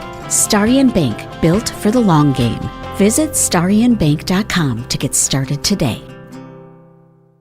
Coors Light presents To Chill or Not to Chill. When your friend skips your favorite song on the playlist. End the friendship. Or choose chill because that song lives rent-free in your head anyway. And you planned ahead by bringing Coors Light to the party. And the sound of that ice-cold can cracking open was music to your ears already. Coors Light. Choose chill. Celebrate responsibly. 2024 Coors Brewing Company, Golden, Colorado. Mark Tauscher here for Chalmers Jewelers. And when it comes to gifts that actually mean something, I head to Chalmers Jewelers. My wife Sarah, she loves the beautiful custom jewelry they've made for her. And my daughter Eleanor has some special pieces from Chalmers as well. And what I appreciate most, they help you create something personal that'll last a lifetime. Engagement rings, anniversary gifts, or a one-of-a-kind custom piece. Stop by Chalmers Jewelers and tell Garrett and Devin that Tausch sent you. Chalmers Jewelers in Middleton and Madison. Wilde and Tausch on 100.5 ESPN is brought to you by Everlight Solar. Save money, save the planet. Everlight Solar.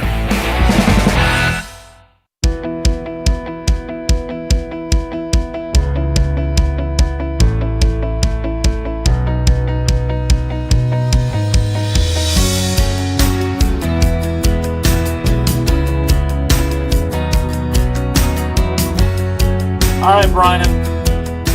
We talked to Steno for a while about the offense and a myriad of things. He did say that he has some positive things to say about Jordan Morgan, and maybe you and I can get further into that. I'll send you some of the audio, and we can talk about that when I'm on with Homer and you tomorrow. But I did eventually have to ask, because I think this is really important. Obviously, it's most important that Jordan Morgan plays well because he's the starting left tackle. But the fact that it felt like there was no backup plan right now felt like it merited a discussion. So I asked Steno and channeled my inner Campy to do so. I'm going to channel my inner James Campen. Say Jordan Morgan breaks a chin strap or can't find his helmet as opposed to injury. Mm-hmm. Yeah. What exactly are you doing at left tackle if you don't have him? Yeah, I mean, that's kind of where we got to figure it out over camp, is our next best option. You know, we have a few guys that we're working over there. So that's a big thing of what we have to figure out. Bryan, your thoughts? Yeah, just knowing Steno and like understanding his body language and kind of, because I was around him for, every day for a year essentially. Doesn't seem like he just doesn't seem too overly optimistic about it. To be honest with you, he just doesn't seem overly optimistic. And listen, no one sits here and says that every team has a plan for a backup left tackle. Like, who replaces Trent Williams? Who replaces Tunsil? Like, you don't have guys that come in and replace them, right? But you normally know who the depth chart guy is, right? Like, you normally have an idea of who the swing guy is. And Marshall Newhouse Newhouse when it was Cliffy. It was obviously Rasheed Walker when it was D-Bach in 2022. Or, if something happened to D-Bach, they might have moved you at times. Like, you at least had some idea. And he doesn't sound like he has any idea. No, it doesn't sound like they have a really concrete plan yet, or an option that they feel comfortable with. And, like, to be honest with you, that's why I mentioned in the earlier segment, I wouldn't be shocked if it was Belton. If it came down to it, right, that it would be Belton that gets moved over there. Because I get they re-signed Kennard, but he never really got an opportunity to even play tackle until what? Was it Denver? When Z-Bach got hurt, essentially? And there were times that he could have played tackle. So they obviously don't feel overly strong about that option. So, like, to me, it would probably be Belton, but he's probably not getting any reps out there right now. It would be my guess. I haven't seen him at left tackle. I have not. I've seen him at right tackle. I have not seen him at left. They've tried, they've done a bunch of, they've tried Brant Banks out there. Again, and look, there are guys that have lesser pedigrees that can come on and be a serviceable backup tackle. But, like, the other problem I keep going back to is Darian Kennard told me from the minute he got here that he preferred to play on the right side. He'd never played on the left side before. So playing tackle, part of it is. So I would be willing to bet, and I don't. Again, this is purely me guessing, so no need to be clipped. I would bet that it's Belton, like down deep inside. But they got to get him ready at guard if he's going to be the starting guard. Like, we can't be spending a bunch of time working at left tackle in the event that you don't have Jordan Morgan and have him not be good enough at right guard because he's not getting enough work. Exactly. Well, and that's the dilemma that you could see it on his face that there's a dilemma with it, right? Because you may know who the option is in your head, right? You may know that option, but that option, you can't take valuable time and reps away from where he's going to play to start this thing out and get him comfortable at a spot that you're not sure he may even touch throughout the season. Like, you can't do that. Like, that doesn't make any sense. So that's probably where they're at right now, because the names you mentioned, I don't think so. I don't think that would be who you would go to if something were to happen. So, right. Yeah, that's an issue. It's a great question, because I think that's what a lot of us talked about earlier in the offseason was actual depth, true depth in that group. Like, what does it actually look like if one of the starters go down? And there's your first answer. Like, we're not sure yet. And it's unfortunately, like, you're a guy or two away from having a lot of those answers if that is the case, with this group, which I hope it's not. I hope everyone's completely healthy and playing well, but we know what happens in an NFL season. We know, we all understand it. It's the nature of the beast. All right, we need to get to Whoa Nelly. We can't do that until we hear from Tausch again, telling us about AmFam. More Wilde and Tausch with Bryan Bulaga as our cousin sub of the day. Stick around.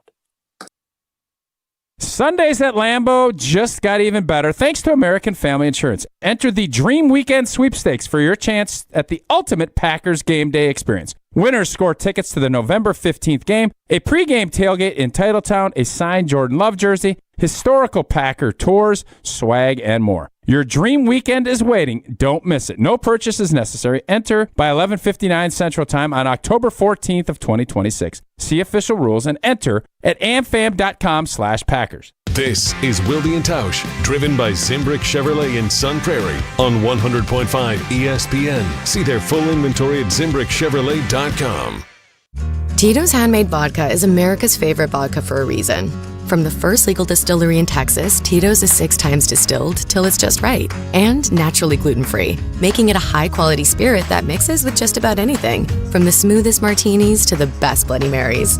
Tito's is known for giving back, teaming up with nonprofits to serve its communities and do good for dogs. Make your next cocktail with Tito's. Distilled and bottled by 5th Generation Inc., Austin, Texas. 40% alcohol by volume. Savor responsibly. Mark Tauscher here, and if you know me, you know I love Wisconsin. That's why I'm a UW Credit Union member. Their team's been all about Wisconsin since 1931, and they love making banking easy for members. Whether it's with their convenient mobile app or with the great perks like early payday to get you paid sooner. Stop by any of their local branches or visit uwcu.org to join and become a UW Credit Union member like I did. Federally insured by NCUA. Terms and conditions apply. Brew Crew Tuesdays are back on August 18th. Churio sends it deep to left, and there she goes! Catch the Brewers on local TV as they battle the Seattle Mariners. And Yelich launches one deep right center field. Forget about it. Oh my goodness, third deck. This edition of Brew Crew Tuesdays is presented by Delta Dental of Wisconsin. Tune in August 18th at 6:40 on WISC TV in Madison, or check your local listings to watch the game. Listen to Madison Money Guy every Saturday morning at 7 a.m. on 100.5 ESPN and ESPNWisconsin.com. I like to refer to inflation as the silent killer. It's an invisible risk. It's just the idea that things get more expensive over time. You're going to need milk and eggs when you're in your early 60s and when you're in your early 80s. You're going to get a loaf of bread, and it's going to be more expensive 20 years from now. Christian Finfrock is the Madison Money Guy. Call him today at 208-1800. Buying a new vehicle should be exciting, and that's what Simden Chevy in Mount Horeb aims to do. That's why they vow to give you the better buying experience. Jim Rutledge here. I've had 3 better buying experiences at Simden Chevy in Mount Horeb, and I keep on going back because the experience and the Chevy is fantastic. So if you're looking for a buying experience you're going to want to repeat anytime you need a new or new-to-you vehicle, I recommend you make the short drive out to Simden Chevy in Mount Horeb, because you're only minutes away from a better buying experience at Simden Chevy in Mount Horeb. Condon Jewelers, the jeweler on the east side, the jeweler on your side. When you see Diamond Jim, you can count on him to be on your side. Selection beyond compare with on-site repair, so you can wear your jewelry with pride. Condon Jewelers, the jeweler on the east side, the jeweler on your side. Shopping for new windows and doors shouldn't feel like a negotiation. Pella Windows and Doors of Wisconsin doesn't believe in games. They never inflate pricing, and there's no high-pressure sales pitch. Just premium windows and doors built for long-term comfort, beauty, and peace of mind. Buy direct through Pella, and one trusted team handles everything with Pella-certified installers every step of the way. Real pricing, premium quality, no games. Pella Windows and Doors of Wisconsin. Schedule your free in-home consultation today at PellaWI.com. Great baseball players are built in the offseason, and the work starts this fall. GRB Academy offers group training programs designed for serious players of all ages and skill levels. Build a stronger all-around game with position player training, develop your arm in the fall pitching program, or improve behind the plate with youth catching. Plus, take your swing to another level with offensive power development. Find the program that fits your goals and register today at grbacademy.com. That's grbacademy.com.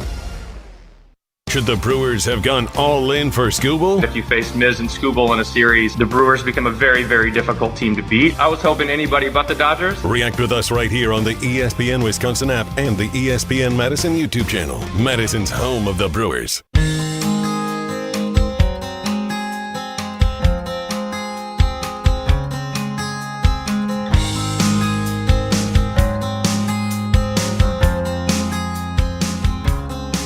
All right, we've caught up on the clock a little bit, but I do want to get to something that Gannon said and bounce it off of Bryan before we go. So just want to remind you again, there's one call to make if you've been injured, and we're so thankful for David and the team at Gruber Law Offices being so supportive of our 10th anniversary. And they're the best in the business. They've got all kinds of awards. They've got all kinds of, billions of dollars won for the people that have been injured that they take care of. So make the call. 414-276-6666. 414-276-6666. Grubel office is one call. That's all. We'll wrap things up with Bryan. We're going to have him back for another cousin subbing because I did not get enough of Bryan Bulaga today. Bryan got plenty of Jesse. For a third of the show. Yeah. Well, I had some responsibilities to take care of. It certainly wasn't by choice, and I know it wasn't Bryan's choice. We'll wrap things up next. It's Wilde and Tausch. Hey, it's Rich Eisen. Keep it right here after Wilde and Tausch, and join us for the Rich Eisen Show on ESPN Wisconsin and the ESPN Wisconsin app. What life events have you experienced over the past couple of years? Well, maybe one is coming up. The sale of a company, death, divorce, a health crisis, or helping to pay for college or a wedding. Well, Annex Wealth Management has assisted clients with life events, but planning for them can make all the difference. Knowing what you own, why you own it, and how much you're paying for it is a big part of smart financial planning. Annex has an entire in-house team that works together so you can make informed decisions when life events come up. Click Get Started at annexwealth.com. Rah. Pella Windows and Doors of Wisconsin present your Badger Minute. This Badger Minute is brought to you by the ESPN Wisconsin app. Your state, your teams, your ESPN. Available in the Apple and Android app stores. Download the ESPN Wisconsin app today. Wisconsin football starts training camp this Thursday at the new Kellner Family Athletic Center. Entering the season, UW's roster is made up of 33 players acquired from the transfer portal. Head coach Luke Fickell spoke at Big Ten Media Days last week, and he hopes that number is significantly smaller next season. If we were looking for 8 to 10 to 12 starters, I would hope next year, done the right way, we're looking for 1 or 2 starters tops. Wisconsin's 2026 transfer portal class ranked 38th, according to 247 Sports. Pella Windows and Doors of Wisconsin doesn't play games. Just straightforward pricing, premium quality, and trusted Pella certified installation. Visit PellaWI.com today. Mike, what's one of the most important questions people should be asking about metal roofing? It should be who's doing the installation. It takes focus, precision, and technical experience.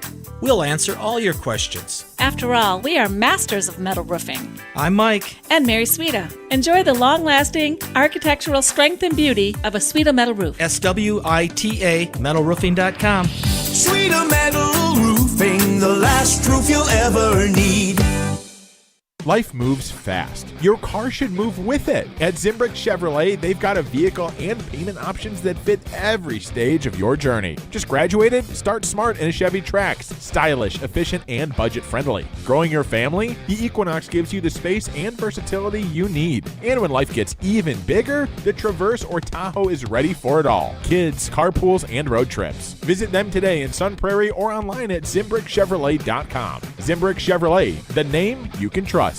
Hey, it's John Hayes, owner of Goodman's Jewelers. Come in and discover the high standards, classic traditions, honesty, integrity, and elegance when you walk through our doors. For over 90 years, customers have returned again and again to our warm boutique setting. Trust me, because I've been there for over 40 of them. Whether it's time to come back or your first time in, stop by Goodman's Jewelers at 220 State Street today. Goodman's Jewelers, the diamond store of Madison since 1933. The best is at Goodman's. This is Aaron Brown, owner of Siding Unlimited with my brother and business partner, Eric Brown. Siding Unlimited is Madison's choice for siding, windows, roofing, and doors. Siding Unlimited delivers on expectations because our experience, integrity, and craftsmanship come through on every project. For new siding, windows, roofing, and doors, call 608-220-0005 or go to sidingunlimited.com. Coors Light presents To Chill or Not to Chill. When your friend skips your favorite song on the playlist. End the friendship. Or choose chill because that song lives rent-free in your head anyway. And you planned ahead by bringing Coors Light to the party. And the sound of that ice-cold can cracking open was music to your ears already. Coors Light. Choose chill. Celebrate responsibly. 2024 Coors Brewing Company, Golden, Colorado. The Milwaukee Brewers, the Pittsburgh Pirates. And a high fly ball, deep right field. This one's way back. Bye-bye baseball. Jake Bowers. Tune in tonight on 100.5 ESPN, Madison's home of the Brewers.